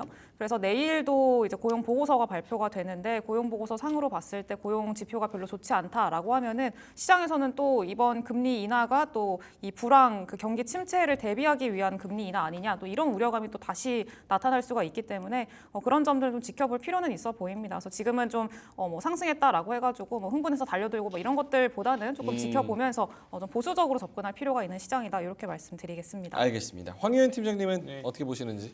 저도 비슷한 의견입니다. 이번 주 뭐 지표들 줄줄 발표하고 있는데 사실 금리 이번 주 발표한 건 사실 아무도 신경 안 쓰고 있죠. 네, 안 쓰고 있고요. 말씀하셨던 대로 내일 발표될 실업률과 관련된 고용과 관련된 지표가 가장 큰 것 같습니다. 일단은 앞서 잘 설명해 주셨는데요. 이제 9월달에 금리 인하 성격에 대한 것을 판단해주는 어떻게 보면 이제 바로미터가 내일 발표할 실업률인데 지금 3회 법칙이라고 해서 경기 이제 그 둔화와 관련된 고용 지표가 있습니다. 그 부분이 이제 내일 지표가 어떻게 발표되느냐에 따라서 리세션 컷이냐, 인슈어런스 컷이냐 그것이 갈릴 거라고 보고 있고요. 그 부분이 확인될 때까지 만약에 내일 일단은 고용이 잘 나온다라고 하면 실업률 보고서가 잘 나온다라고 하면 8월 말에 있을 엔비디아 실적 발표 때까지는 오르락 내리락 하는 장사가 될 거고요. 만약에 실업률이 좀 안 좋다라고 하면 지난주에 엔비디아부터 시작한 빅테크 하락이 그런 류의 하락이 언제든지 또 나올 수 있다. 그런 거는 염두에 두셔야 될 것 같아요. 국내 시장 수급으로 보면요. 외국인들 선물은 딱 중립에 맞춰놨습니다. 네. 지금 보면 어제 그나마 조금 들어왔지만 오늘 다시 또 한 5천원 계약 정도 수준 매도를 하고 있는데 이런 구간이 좀 한다라고 하면 외국인들은 여기서 딱 갈릴 것 같아요. 만약에 괜찮다 싶으면 위로 쏠 거고요. 아니다 싶으면 선물로 매도를 할 겁니다. 현물에서는 거의 신경을 안 쓰고 있는 것 같아요. 지금 상황에서는 더 사지도 않고 그렇게 팔지도 않는 구간 이렇게 보신다라고 하면 지금 시장에서는 어쩔 수 없이 지수 큰 상관없고요. 종목장 대응이 가장 큰 것 같습니다. 어제 사실 월말이기도 했었고 그 다음에 뭐 엔캐리 청산에 대한 부분들도 있었고 네. 그런 부분들 때문에 잘 나가던 방산이 꼬꾸라졌고요. 바이어들도 오어가서 꼬꾸라졌습니다. 근데 막판에 2차전 반도체들이 세게 튀어 올라오면서 오늘 미국 시장이 뭐 선물 어제 올랐으면서 좀 영동이 됐었던 거긴 하지만 역시나 한국 시장 특유의 세로 흔들이 나오면서 반도체는 또 조정이 나오고 있는 국면인데 너무 올랐을 때 따라가시는 것보다는 조정일 때 매수하는 전략들이 좀 필요한 소위 말해서 눌림목 전략이 조금 더 나아 보입니다. 네. 너무 징징대는 것 같아서 죄송하기는 한데 어쨌든 이벤트가 다 공개가 됐고 또 거기다가 엔비디아도 사실은 10% 넘게 올랐고 메타도 본장이랑 애프터마켓 같이 합치면 10% 가까이 또 올랐거든요. 그리고 FOMC에서도 우리가 뭐 원하는 대로 어쨌든 선제적으로 9월 금리 인하에 대한 시그널들을 우리가 원하는 만큼은 좀 준 것 같은데도 일본이랑 무언가 커플링이 돼서 떨어지나? 혹은 8월 첫 거래일이어서 그리고 오늘 또 목요일이잖아요. 위클리 옵션 만기나 뭐 이런 것 때문에 뭔가 지지부진한 건가? 그러니까 시장이 나온 재료의 그런 성격만큼 별로 그렇게 시원하게는 반등을 못 해주는 것 같은데 그 이유는 어디 있다고 봐야 돼요? 일단은 방금도 말씀을 드렸다시피 일단 일본 증시 영향이 단기적으로 봤을 때는 좀 크다고 보고 있고요. 그리고 뭐 금리 인하 같은 경우에도 9월 달에 금리 인하할 거다 이거를 모르시는 분들은 없거든요. 이미 다 알고 있는 부분이었고 어느 정도 선반영이 돼 있는 모습들이 좀 다 보이기 때문에 이번 뭐 금리 인하에 대한 어떤 좀 구체적인 이야기가 나왔다 그래서 그럴 가능성이 있다라는 언급이 됐다라고는 하지만 어차피 시장에서는 그런 것들을 이미 다 반영을 하고 있는 그런 상황이었었기 때문에 뭐 추가적인 어떤 뭐 강력한 모멘텀이 돼주기에는 좀 역부족이었다라고 생각이 들고요.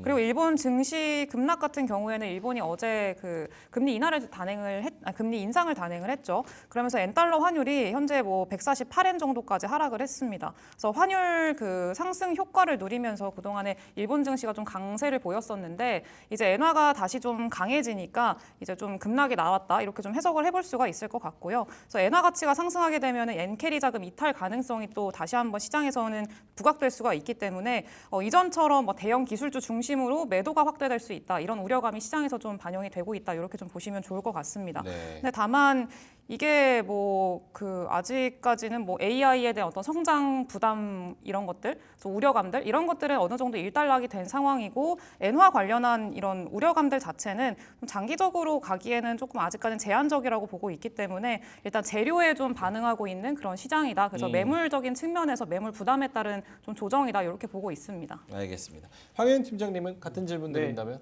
맞습니다. 사실 뭐 엔캐리 트레이드에 대한 내용들 많이 있기는 한데요.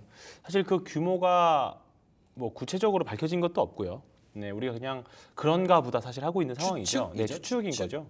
그렇기 때문에 사실 다만 좀 장기 시계열로 통계를 내보면 일본이 금리를 올리면 항상 그 뒤에 한 1년 안에는 경기 불황이 왔었던 조짐들이 좀 있었습니다. 항상. 근데 무조건적으로 당장 왔던 것도 아니고 시간이 1년 이상 걸렸던 적도 있었고 이게 뭐 일괄적이진 않지만 그런 경향을 보이더라 정도는 있습니다. 그래서 참고는 해야 될 것 같고요.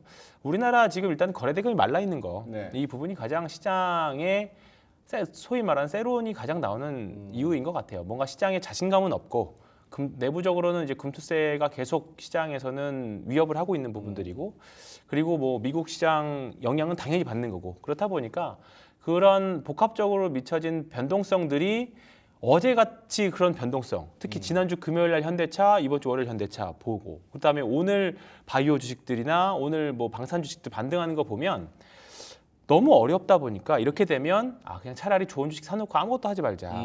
그렇다 보니까 자연스럽게 거래대금이 말라버리면서 시장 자금들이 가는 놈들은 계속 가죠. 아예 위에 매물 없고 신고가 52주 신고가 이상 있는 역사적 신고가 있는 종목들은 계속 가지만 네. 하락 추세에 있거나 애매한 위치에 있는 종목들은 뭔가 추세가 없는 자리에 있는 종목들은 외부 악재가 조금만 나오더라도 평소에 나오는 매도 물량 대비 하락률이 훨씬 더 세져 버리는 네. 그런 현상들이 반복되고 있는 거죠. 그렇기 때문에 다만 이번 주부터는 뭔가 이제 하나 둘씩 이제 해결이 되고 그래요? 네, 금투세도 이제 좀 뭔가 윤곽이 8월 달에 좀 나올 거라고 보거든요. 차라리 좀 불확실성들이 해소되면서 할 사람 하고 떠날 사람 떠나고 그렇게 된다라고 하면 차라리 조금 더 명확해질 것 같습니다. 네. 그 민주당 전당대회 언제죠? 8월 중순으로 8월 중순. 알고 있습니다. 네. 알겠습니다.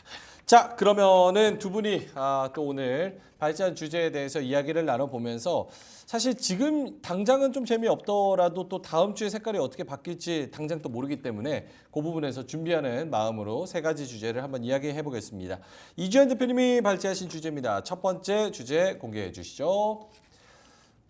반도체 관련해 가지고 랠리 재시작이냐. 만약에 이게 재시작이면 오늘이라도 슬슬 담기 시작해야 되는 거 아닌가 이런 생각이 듭니다.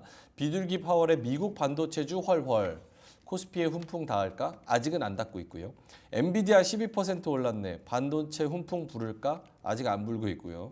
오늘 또 수출 데이터도 발표를 했어요. 반도체 수출 110억 달러 돌파. 요것도 아직은 반영이 안 되는 거 아닌가. 다른 데서도 뭐 리포트 여러 가지 나오는데 한번 보겠습니다. 이주연 대표님 요거 발제하신 이유는요? 일단은 시장에서 제일 관심을 가지고 있는 주제가 아닐까라고 생각을 해서 가지고 왔는데 네. 일단 엔비디아가 어제 12%, 12.8%인가 그렇게 상승이 나왔었는데 그러면서 많은 분들이 좀 환호를 했던 것 같아요. 그동안에 반도체가 좀 워낙에 또 조정을 많이 받기도 했었고 다시 좀 언제 반등이 나오나 이런 것들을 기다리고 계셨던 분들이 많으셨는데 그거를 엔비디아가 이제 좀 그래도 끌고 올라가 주니까 오늘 우리 증시에서도 좀 기대를 해봐도 좋지 않을까 이런 좀 기대감을 가지셨던 것 같습니다. 네. 근데 일단은 뭐 장기적인 추세상으로 봤을 때는 반도체가 좀 저는 어느 정도 이어갈 가능성은 높다라고 생각을 하고 있습니다. 뭐 방금 수출 데이터도 말씀을 하셨는데 수출 데이터상으로 봤을 때도 뭐 물론 7월달 그 수출이 그 6월 달보다는 소폭 줄기는 했습니다. 하지만 여전히 상승세를 유지를 하고 있는 그런 상황이고요. 그리고 일단은 뭐 업황 자체가 이제는 하반기가 사실 이제 본격적으로 기존에는 좀 부각받지 못했던 반도체 그 부품이라던가 그 소부장 기업들이 본격적으로 하반기 그리고 내년 상반기부터 실적이 개선되기 시작하는 시점이 이제 다가옵니다. 그래서 그런 점들을 생각을 해봤을 때 지금 반도체 랠리가 뭐 끝났다라고 이야기하기는 조금 너무 시기상조라고 생각이 들고요. 그래서 이제 다시 좀 기회를 잡아볼 수 있을 만한 종목군들이 충분히 지금 있다라고 생각을 합니다. 그래서 그 종목들 안에서 좀 선별적으로 접근을 하시면은 충분히 좋은 결과 있을 거라고 보고 있고요. 그리고 특히 어제 삼성전자의 컨퍼런스 콜이 조금 인상 깊었었는데 되게 그 HBM에 대한 톤이 상당히 강했어요. 그래서 HBM을 굉장히 좀 긍정적으로 이야기를 했었고 이 올해만 하더라도 전년 대비해서 HBM 한 4배 정도 공급량을 확보를 할 거고 내년에는 올해 대비해서 2배 이상 공급량 확보할 거다 이렇게까지 얘기를 했었고요. 그리고 뭐 HBM3E 같은 경우에는 그 매출이 3분기에는 한 10% 정도 그리고 4분기에는 60%까지 끌어올리겠다 그 비중 자체를 이렇게 얘기를 했습니다. 그래서 일단은 그 뭐 범용 레거시 반도체도 지금 디램이나 낸드 가격 계속해서 상승을 하고 있는 그런 와중이고 플러스로 HBM에 대한 어떤 수익성까지 같이 더해지게 된다라고 하면은 네. 충분히 앞으로 좋은 결과 있을 거라고 저는 생각을 하고 있고요. 뭐 오늘인지 어제인지 기억이 안 나는데 삼성전자에 대한 목표 주가 하향을 좀 이야기를 했더라고요. 하향? 네, 목표 주가를 하향한 리포트가 나왔습니다. 근데 원인을 살펴보면은 이제 그 HBM 시장이 경쟁이 심화되기 때문에 좀 이제 그 경쟁 심화에 대한 우려감이 있다라는 이유가 좀 있었는데 사실 그런 뭐 경쟁 심화에 대한 우려감이 있는 거는 충분하지만 아직까지 이제 막 경쟁에 진입한 그런 시점이어가지고 실적으로 아직 반영되지 못한 기업들도 너무너무 많고요. 그래서 지금 우려를 먼저 반영을 하기에는 아직 기대도 반영을 못했는데 우려를 반영을 하기에는 조금 좀 이르지 않을까라고 생각을 하고 있습니다. 아직 좀 상승에 대한 여력이 충분히 남아있다라고 보고 있습니다. 오늘은 삼성전자 목표 주가 13만 원짜리도 국내에서 나왔다고 들었습니다. 근데 이제 또 HBM 관련해 가지고 목표 주가 하향 뭐 이런 것들이 또 있었다. 그러면 추가적으로 저는 내용에는 다 공감하고 100% 동의합니다. 근데도 사실 필라델피아 반도체 지수 2, 3% 올라가고 엔비디아 뭐 메타나 뭐 다 이렇게 올라가는데도 우리가 못 따라가는 건 뭔가 이유 내가 모르는 이유가 있는 걸까? 혹은 사주는 사람이 아직은 아니야 라고 생각하면서 결국 조금 시간이 지나면 제자리를 찾을 것인가에 대한 의구심 그런 고민 이런 거는 있거든요. 어떻게 생각하세요? 일단은 지금은 당연히 외국인들이 들어와 줘야 되는데 반도체 올라가려면은 외국인들이 와줘야 됩니다. 근데 네. 외국인들이 안 들어옵니다. 안 들어와요. 왜 안 네. 들어와요? 네, 일단은 뭐 외부적인 그런 불확실성도 있을 것 같고요. 그리고 지금 뭐 일본 증시라던가 이런 것들도 영향이 좀 있을 것 같습니다. 그래서 지금은 외국인들 좀 수급이 돌아와 주는 거, 특히나 선물 쪽으로 돌아와 주는지를 좀 1차적으로 확인을 하셔야 되는데 저는 솔직히 어제 미증시 보고 그래도 오늘 선물에서 한 그래도 7천억 이상은 들어오지 않을까? 그러면은 이제 조금 선방하겠다라고 생각을 그러니까요. 했는데 오히려 더 빠졌더라고요. 지금도 5천억 가량 매도가 나가고 있고 그래서 일단은 지금은 조금 지켜볼 필요는 있지 않을까. 그러니까 그 방향성 자체는 정해져 있는데 근데 지금 뭐 단기적으로 그러면 지금 당장 갈 거냐 이거에 대해서는 조금 지켜볼 필요는 있다. 요건 거죠. 황효인 팀장님은 어떠세요? 그러니까 못 오르는 거에 대한 뭐 일종의 억울함 그리고 시간의 문제인가 뭐 이런 생각? 우리나라 대한민국 투자자 입장에서 보면 당연히 이런 생각이 듭니다. 그렇죠. 네, 근데 내가 미국에 있는 펀드 매니저인데 한국 시장에 투자를 하려고 한다라고 하면 당연히 물음표가 붙는 건 사실 당연하다고 생각을 해요. 그 근본 이유는 뭐예요? 아니 뭐 미국 한국 시장 자체가 굉장히 경기 민감한 나라잖아요. 더군다나 악재가 있고 그리고 HBM과 관련해서는 사실 뭐 삼성전자, 하이닉스가 있긴 합니다만 일단은 근본적으로 미국 시장에 투자할 곳이 일단은 있고 우리가 과연 여기에 그 변동성에 기대서 투자를 할 만큼 확실함이 있느냐 그 부분이 사실 해소가 좀 돼야 되는 부분들인 것 같아요. 우선순위에서 좀 밀린다. 밀린다는 것 수밖에 없는 거죠. 아직도 여전히 일본 시장의 소부장 쪽에서도 충분히 대체제할 만한 종목들도 많이 있고 다만 이제 삼성전자와 하이닉스는 올 상반기에 많이 사놨죠. 외국인들이 약 20조 정도 이상을 사는 걸로 제가 알고 있는데 여기서 과연 추가적으로 더 들어올 수 있을 것에 대해서는 사실 그렇다 보니까 의문인 거죠. 여기서 더 들어온다라고 하면 거의 역대 최고치로 아마 들어오게 될 것 같습니다. 다만 환율도 굉장히 높은 수준에서 들어왔고 그 다음에 지금도 사실 크게 엄청난 삼성전자 같은 경우에 수익이 난 구간도 아니거든요. 네. 그러면 외국인들 입장에서는 이거를 수익 실현을 하고 나가야 될 건데 그러기에는 아직 외국인들의 매도가 아직 안 들어왔다는 거죠. 그러니까 외국인들도 아마 지금 방향성에 대해서 물음표를 갖고 지금 지켜보는 구간이 많을 겁니다. 그리고 7월 말 8초 휴가 기간이잖아요, 사실. 그것도 사실 저 주변에 증권 다니는 분들도 휴가를 굉장히 좀 많이 갔기 때문에 네네. 물리적으로도 좀 수급이 좀 부족한 그런 부분들도 좀 있습니다. 그래서 일단은 이번 한 주까지는 좀 지켜보시고 그다음에 보자. 네. 반도체주가 우리가 좀 생각하는 것만큼 만족하는 것만큼 어느 정도의 괜찮으세요? 네. 제약바이오를 엄청 좋아하시거든요. 본인이 이제 아프니까 진정성 있게 제약바이오. 알겠습니다. 이 반도체가 이전 전고점을 트라이하기 위해서 혹은 그 근처까지 가기 위해서 어떤 모멘텀과 어떤 이벤트가 필요할까 이런 고민을 하는데 저는 개인적으로 빅테크와 그리고 통화정책회의 이런 게 좀 지나가면 자리를 좀 찾을까 했는데 오늘 약간 좀 심심하긴 해요. 그렇다면 삼성전자의 그 사골 HBM3E와 4 뭐 이런 거에 대한 그런 퀄 테스트 얘기 그런 것들이 뭔가 분기점이 될까? 이런 기대를 또 하기는 하거든요. 어때요? 분기점 솔직히 요즘 시장 분위기가 호재가 나오면은 새로운 재료로 이제 활용이 많이 돼서 그게 그 기점으로 해서 갑자기 뭐 폭등이 나올 거다 이렇게 생각을 하기에는 조금 무리가 있을 것 같고요. 사실 그냥 기업적인 어떤 가치 그리고 실적의 성장을 좀 눈으로 보여줘야지 어느 정도 이제 이런 상승에 대한 원동력을 가져갈 수 있지 않을까라고 생각을 하고 있습니다. 황혜연 팀장님은요? 반도체가 전반적으로 다시 랠리를 시작하기 위한 모멘텀과 이벤트 뭐가 있을까요? 일단은 9월 정도로 예상됐던 3 통과이 가장 크겠죠. 사실 한 몇 주 전부터 3 통과가 될 거다라고 시장에서 얘기가 나오기 시작했습니다. 근데 이제 오늘 최근에 나온 리포트를 오늘 나온 리포트들 보니까 이제 거의 기정사실화해서 가는 분위기인 것 같기는 네. 합니다. 다만 삼성전자가 이번 분기에 10조 영업이익을 냈고요. 과거에 최고 연간으로 냈었을 때가 58조 2018년도였습니다. 근데 주가 꼭지는 2017년 막반에 나왔거든요. 오히려 2018년도에 최고 실적은 냈지만 주가는 2018년 내내 하락을 했던 경험이 있습니다.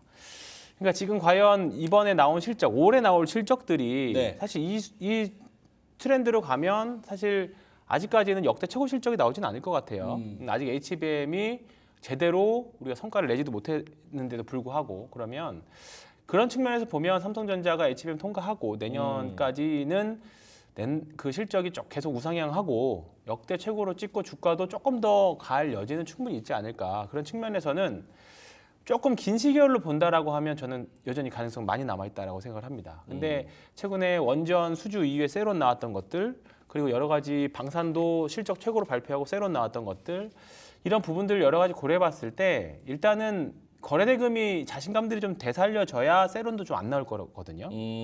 그런 부분들이 해소가 돼야 되는데 이런 부분에 대한 해소가 일단은 우리나라 특히 시장에서는 금투세가 빨리 해소가 돼야 됩니다. 그러니까 민주당 전당대회 8월 18일 날 네. 있는 걸로 알고 있는데 그러니까 이번 달 중에서 가장 중요한 날이 이번 주 금요일하고 그다음에 민주당 전당대회이지 않을까. 네, 오히려 8월 말에 있을 엔비디아 실적 발표는 다 좋을 거 알고 있기 때문에 뭐 이번에 사실 이번 주 빅테크 실적들 계속 발표하고 있지만 어떤 마이크로소프트 같은 경우에는 전체적인 실적은 좋지만 AI 쪽 안 좋다고 빠그라졌고 네. 어떤 종목들은 또 그냥 실적 좋으니까 다 좋네 하고 또 올라가고 그런 부분들이거든요.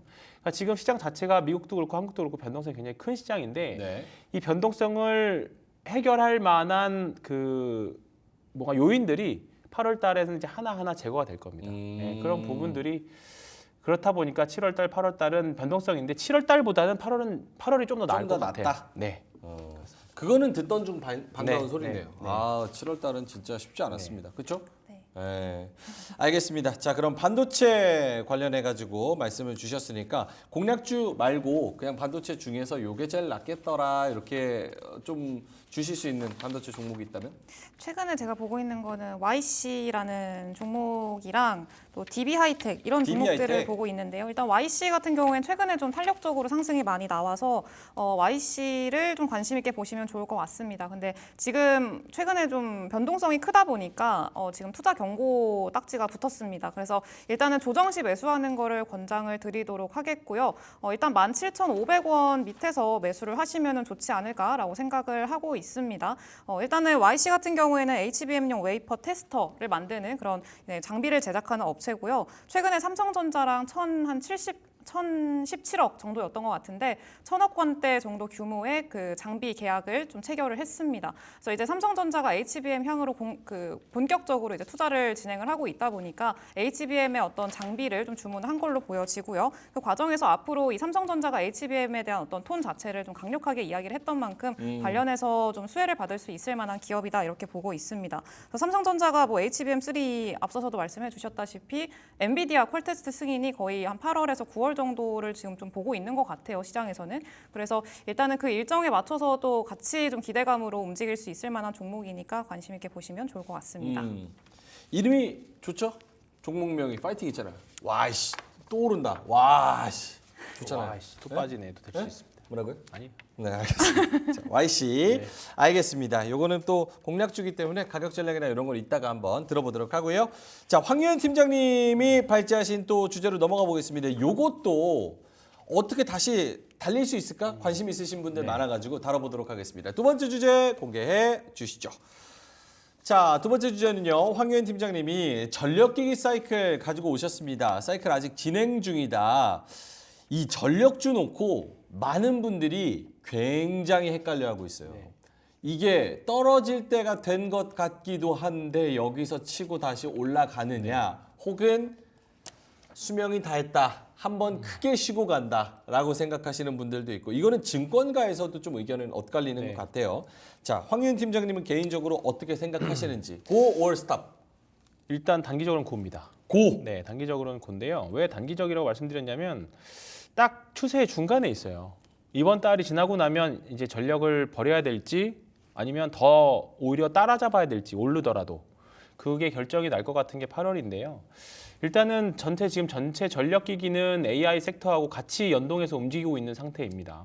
그렇다 보니까 이번 주에 반도체 주식들이 빠졌을 때 전력기기들도 같이 급락을 하는 그런 모습들을 보이는데 특히 뭐 LS 일렉 같은 경우에는 HD 현대 일렉트릭이 워낙에 눈높이를 많이 높여놔서 그런지는 몰라도 서프라이즈하게 나오지 않다 보니까 좀 상대적으로 주가는 좀 빠져 있는 그런 경향들이 있습니다. 일단은 전력 수요는 계속 늘어난다는 건 아실 겁니다. 뭐 우리가 챗 GPT에서 그냥 생성형 이미지 하나 생성하는데 드는 전력이 스마트폰 하나 통째로 충전하는 데 드는 전력과 비슷하다고 드는 정도라고 하니까 한 10배 정도 더 많이 든다고 해요. 기존의 일반 데이터 왔다 갔다 할 때보다. 그리고 전 세계적으로 일단은 최초의 현대일렉이나 전력기기들을 뭐 한 반년 전, 1년 전부터 매수 추천이 나왔을 때 이유가 미국도 그렇고 네. 유럽도 그렇고 워낙에 배전기가 오래돼서 교체 수요였었습니다. 근데 거기다가 갑자기 AI와 관련된 데이터 전력 소모가 붙으면서 주가에 대한 가속이 많이 나왔거든요. 이제 그런 부분들이 이제 중동향까지 이어질 수도 있다. 그리고 이 변압기라는 게 그냥 아무나 쓸 수 있는 게 아니잖아요. 워낙에 레퍼런스가 중요하고 네. 기존에 잘 만들었던 기업들을 계속 쓰려는 경향들이 있기 때문에 전 세계에서 그래도 계속 이런 설비를 생산할 수 있는 우수한 설비를 가지고 있는 현대일렉트릭이나 LS일렉이 효성중공업 이런 쪽이 계속적으로 관심을 갖고 있는 상황이 된 겁니다. 그래서 이런 부분들은 일단은 지금 당장은 뭐 변압기 교체 수요나 뭐 인프라 교체 수요 이런 부분들이 있긴 합니다만 결국은 반도체 섹터가 부러지면 같이 부러지는 양상이 될 겁니다. 그렇기 때문에 궤를 같이 해서 보셨으면 좋겠고요. 다만 이번 달까지는 뭐 수출 데이터도 지금 굉장히 좋게 잘 나왔고 오늘 나온 수출 데이터도 굉장히 좋게 잘 나왔기 때문에 이번 달까지는 우리는 한번 관심을 가지고 보실 필요는 있을 것 같습니다. 다만 이제 앞서 말씀드렸던 대로 반도체 섹터가 어떻게 방향성을 잡히느냐 조금 길게 늘어진다라고 하면 뭐 9월 달까지는 좀 늘어질 수 있을 것 같긴 합니다. 네. 그렇기 때문에 그때까지는 우리가 매매 용도로는 충분히 사용할 수 있을 것 같고요. 만약에 현대일렉트릭이 좀 철저하게 좀 대응을 해야 되는 관점이라고 봐요. 지금 일단은 크게 상승했다가 밀렸다가 올라와 있는 상태거든요. 네네. 근데 여기서 밑으로 하락으로 다시 방향을 잡아버리면 조금 깊게 조정이 갈 수도 있습니다. 추세를 하락으로 전환할 수도 있기 때문에 그렇게 되면 손절이라던가 또는 예전부터 갖고 계신 분들은 익절을 해야 될 거고요. 오히려 반대로 위로 뚫고 올라간다라고 하면 이제 마지막 불꽃을 보러 가는 확률이 매우 높기 때문에 오히려 피라미드 형식으로 따라잡아야 되는 양상입니다. 그러니까 지금 네. 주가 위치가 제일 애매한 것 같아요. 그러니까요. 예, 제일 애매해서 지금 그냥 가만히 일단 전력주는 관심을 가지고 보시되 예, 지금 왜냐하면 하이닉스나 삼성전자도 마찬가지로 좀 애매한 위치들이 다 있잖아요. 예, 그렇기 때문에 지금은 좀 관망의 자세. 뭐 무조건 긍정적으로 기댈 수도 없고요. 왜냐하면 지금 AI 반도체와 관련된 나온 기사들 보면요. 작년 이맘때 2차 전지 나온 기사들이랑 거의 궤가 비슷해요. 작년 2차 전지 이맘때쯤 생각해 보시면 거의 뭐 폭발적으로 하늘 뚫고 올라갈 것처럼 나왔지만 네.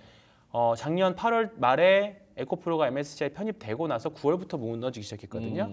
근데 이번에 MSCI 지수 편입되는 게 LS일렉트릭인 확률 매우 높은 LS일렉트릭인데 어쨌든 반도체와 관련된 섹터들 뉴스가 계속 나오는 것들이 계속 긍정적으로 나오고 있죠. 근데 이 뉴스들이 시장에서 잘 먹히지는 않습니다. 왜냐하면 다 알고 있었던 내용이고 앞으로 성장할 거 다 아니까. 다만 우리가 기대할 수 있는 거는 작년과 그나마 2차 전지와 지금의 AI와 차이점은 뭐냐면 우리가 실생활에서 느끼는 게 좀 달라요. 작년 이맘때는 전기차들이 일상에 정말 많이 보였습니다. 근데 지금은 AI를 활용하는 게 사실 챗 GPT 유료 버전 외에는 우리가 일반 사람들이 느끼기에는 아직은 조금 없죠. 예. 뭐 기껏해야 뭐 이미지 만들어주는 정도인데 그게 사실 우리의 일상을 엄청나게 바꿔주는 정도는 아니잖아요. 그래서 애플이 잘해야 돼요. 네. 애플 인텔리전스에서 시리랑 엮어서 우리가 진짜 그냥 일상생활을 그거 누르면서 할 수 맞습니다. 있을 정도로 이게 나와야 뭔가 AI 진짜 왔구나 이러지. 그렇죠. 그러니까 우리가 옛날에 봤던 뭐 그런 초기형 비서. 음. 근데 지금은 내가 뭐 예를 들어서 어디 뭐 미국을 가고 싶다라고 하면 내가 원하는 항공사, 내가 원하는 스타일의 여행 동선 이런 것까지 다 짜줄 수 있는 정도의 비서가 만들어져야 진짜 인공지능 시대가 왔구나라고 느낄 수 있는데 사실 지금은 내가 하나 AI를 쓰나 챗GPT를 쓰나 사실 크게 엄청난 별반 안 달라요. 차이는 없습니다. 그렇기 때문에 아직 그 부분에 대해서 성장성을 더 크게 보고 있는 부분들이기 때문에 우리가 반도체를 아직 포기할 수 없다라는 거고요. 이제 태동기니까. 네, 태동기니까. 예, 그래서 다만 주가가 태동기임에도 불구하고 너무 성숙기 정도의 느낌으로 주가가 올라갔을 경우에 위험한 건데 그렇죠. 지금 시장에서는 어쨌든 오르락 내리락하면서 이제 조정을 잘 거치고 물량 소화들을 잘 하고 있거든요. 그렇기 때문에 지금 구간은 네. 뭐 전력기기 하다가 여기까지 다시 반도체로 왔지만 전력기기들도 같이 그런 관점에서 같은 비슷한 기회로 봐주시면 감사하겠습니다. 알겠습니다. 네. 이주연 대표님한테는 짧게만 시간이 많이 없어가지고 반도체주, 전력주 어떤 게 우선순위입니까, 대표님한테? 전 반도체. 반도체? 보겠습니다. 네. 전력은 왜요? 전력도 사실 근데 전력이 좋다는 거 업황이 좋고 모멘텀이 좋다, 뭐 펀더멘털이 좋다라는 걸 모르는 사람들은 아무도 없고요. 아, 다 아는 얘기한 거다 싶을 아니요. 동안. 그건 네, 아니고. 역시 잘합니다. 아니요. 그 전력 사이클 자체가 굉장히 오래 거의 10년 만에 돌아온 사이클이잖아요. 그렇기 때문에 일단은 뭐 이 사이클이 온 지 기껏해야 2년도 안 됐는데 2년 만에 그 사이클이 끝났다라고 하기는 좀 아니고요. 아직까지는. 그래서 물론 장기적으로 계속해서 좋을 거긴 하지만 이 현대 일렉트릭도 그렇고 LS 일렉트릭도 그렇고 이제 좀 많이 주가가 상승을 했기 때문에 단기적으로 봤을 때는 충분히 쉬어갈 가능성은 있습니다. 그래서 지금은 좀 기술적인 어떤 좀 문제, 투심의 위축이라던가 이런 것들로 인한 주가의 변동성이 발생할 수 있을 만한 시기이기 때문에 그런 점들을 좀 주의를 하실 필요가 있지 않을까 이렇게 생각을 하고 있습니다. 알겠습니다. 자, 황윤 팀장님이 말씀해주신 우리 전력기기 요 관련해서 많은 분들이 뭐 느끼실 겁니다. 공감하시는 게 지금 굉장히 애매하고 고민되는 자리다라는 부분 황윤 팀장님의 이 이따가 저 오후장 공략주 같이 한번 들어보도록 하겠습니다. 자, 마지막 주제는 좀 짧게 하겠습니다. 세 번째 주제 보여주시죠. 요거는 담을분이 말씀해 주시면 좋을 것 같아요. 또 신고가 넥슨 게임즈 여전히 저평가다. 올해 연매출 3천억 나온다. 퍼스트 디센던트가 흥행하면서 실적 기대감이 있고 IP 신작으로 듀랑고 던파 뭐 인기 이어간다는 얘기도 있고 요 넥슨 관련해 가지고 괜찮은 종목들 그리고 괜찮은 섹터라고 생각하시는 분 계신지 게임 손 한번 들어주세요. 지금이요. 지금이죠. 지금 이 순간 시간에 이 자리. 네. 이 정막이 대답을 해주는 것 같습니다. 네? 오케이. 없어요? 네. 그러면은 왜 요게 살짝 우선순위에서 밀리는지 한마디씩만 황현희 팀장님부터. 일단은 뭐 지금 수준에서 사실 뭐 게임주들을 저평가냐 고평가냐 사실 큰 의미 없다 생각합니다. 예. 그냥 신작이 나왔을 때 얼마나 파급력이 있느냐 그리고 시장의 수급이나 거래량들이 어떻게 돌아가느냐에 따라서 주가를 보시는 게 저는 사실 낫다라고 생각은 하고 있고요. 일단은 지금 오늘 급등하면서 거래량도 거래 대금도 굉장히 많이 터지고 있거든요. 네. 굉장히 조금 위험한 시도이긴 합니다. 넥슨 게임즈 1년 차트 한 번만 띄워주세요. 그러면은 요거를 안 담기 어려울 것 같은데. 근데 전고점이잖아요. 네. 전고점에서 전형적으로 요즘에 세론도 많이 나오기 때문에 전고점 아닌데? 맞습니다. 자, 전고점 2022년 4월 22년 전고점. 그렇죠. 거기서도 거래량들이 굉장히 많이 터졌던 시점이었거든요. 네. 근데 지금 구간에서는 어쨌든 한번 더 가더라도 일단은 요즘은 특히나 전고점 근처에서는 한번 팔고 가는 게 시장 스타일이기 때문에 오케이. 조심은 해야 됩니다. 알겠습니다. 이주연 대표님은요? 네, 마찬가지로 지금은 좀 물량을 덜어낼 생각을 해야 되는 시기지 지금 새롭게 매수를 한다. 나중에 눌림목이 나왔을 때는 모르겠지만 지금은 조금 위험한 자리라고 생각을 합니다. 알겠습니다. 자, 게임주 두 분이 뭐 크게 관심 없으시니까 제가 뭐 강매를 하지는 않겠습니다. 자, 그래서 게임주까지. 근데 차트는 굉장히 지금 높이 올라가고 있다는 거. 넥스 게임주 오늘만 24% 올라가고 있습니다. 자, 그러면 두 분의 공략주 짧게만 들어보겠습니다. 아까 YC는 충분히 말씀을 해주셨고요. 오후장 공략주 황유연 팀장님의 오후장 공략주는 LS 일렉트릭입니다. 그래서 한 1분 정도 드릴 수 있을 것 같은데 짧게만. 네, 지난번에 한번 추천을 드렸다가 네. 잘 가다가 확 꼬꾸라졌습니다. 음. 네, 그래서 뭐 수익 실현하신 분들도 있고 손절 몰려 있으신 분들도 있을 것 같은데 일단은 지금 가장 큰 것은 앞에 말씀드렸던 스토리보다 8월 달에 기대되는 수급 이슈입니다. MSCI 편입 현재 1순위이기 때문에 이 정도 가격이면 충분히 매수해서 8월 중순 정도에 8월 12일 날 결정나는 걸로 알고 있거든요. 그래서 8월 말까지 보유해 보시는 전략으로. 좋아요. 네. 알겠습니다. 목표가를 제가 경제방송 12년 했는데 목표가를 8월 말이라고 적어주시는 사람은 처음 봤습니다. 저 한 달 동안에 무슨 일이 일어날 줄 알고 목표가 8월 말, 네. 손절가는 마이너스 5%, 네. 목표가는 8월 말, LS 일렉트릭 말씀을 해주셨습니다. 자, YC도 추가적으로 한두 마디만 해주시면서 목표가까지 들어볼게요. 네, YC는 목표가는 21,000원 정도 보시면 좋을 것 같고요. 손절가는 다들 손절가를 마이너스 3%, 5% 이렇게 정하셔가지고 네. 네, 일단은 손절가는 한 16,500원 정도 일단 정해드리도록 할게요. 오케이. 목표가 21,800원, 손절가 16,400원 정도인데 엔비디아 퀄 승인 요거 나오면 8, 9월에 좀 나온다고 두 달 안에 나온다는 얘기들이 썰들이 많으니까 네. 그렇게 되면 얘 한번 뽐뿌 딱 올 수 있다. 네. 알겠습니다. YC와 LX 일렉트릭 말씀을 해 주셨고요. 암살자님께서 목표가가 8월 말로 얘기하는 거 신선하다. 저 유료방 내가 가입할래 말씀하셨는데 제도권에 계신 분이어가지고 유료방 이런 게 없잖아요, 그렇죠? 네. 고객분들만 네. 계시고. 네. 알겠습니다. 두 분의 공략주. 사실 요즘에 종목 노리기, 섹터 노리기가 굉장히 애매하고 좀 어려운 장인 것 같습니다. 특히나 매수도 중요하지만 또 매도 타이밍도 되게 굉장히 중요하기 때문에 어려운데 이런 종목들과 두 분의 이야기를 들어보시고 좀 도움이 되셨으면 좋겠습니다. 자, 그러면 두 분과는 여기서 좀 인사를 드리기로 하고요. 저도 함께 인사를 드리겠습니다. M인베스트먼트 이주연 대표님 그리고 신한투자증권 황유연 팀장님이었고요. 여러분 점심 맛있는 거 드시고요. 오늘도 화이팅 하시고 오후장까지 수익 많이 내시기 바라겠습니다. 저희는 내일 다시 찾아뵙겠습니다. 고맙습니다.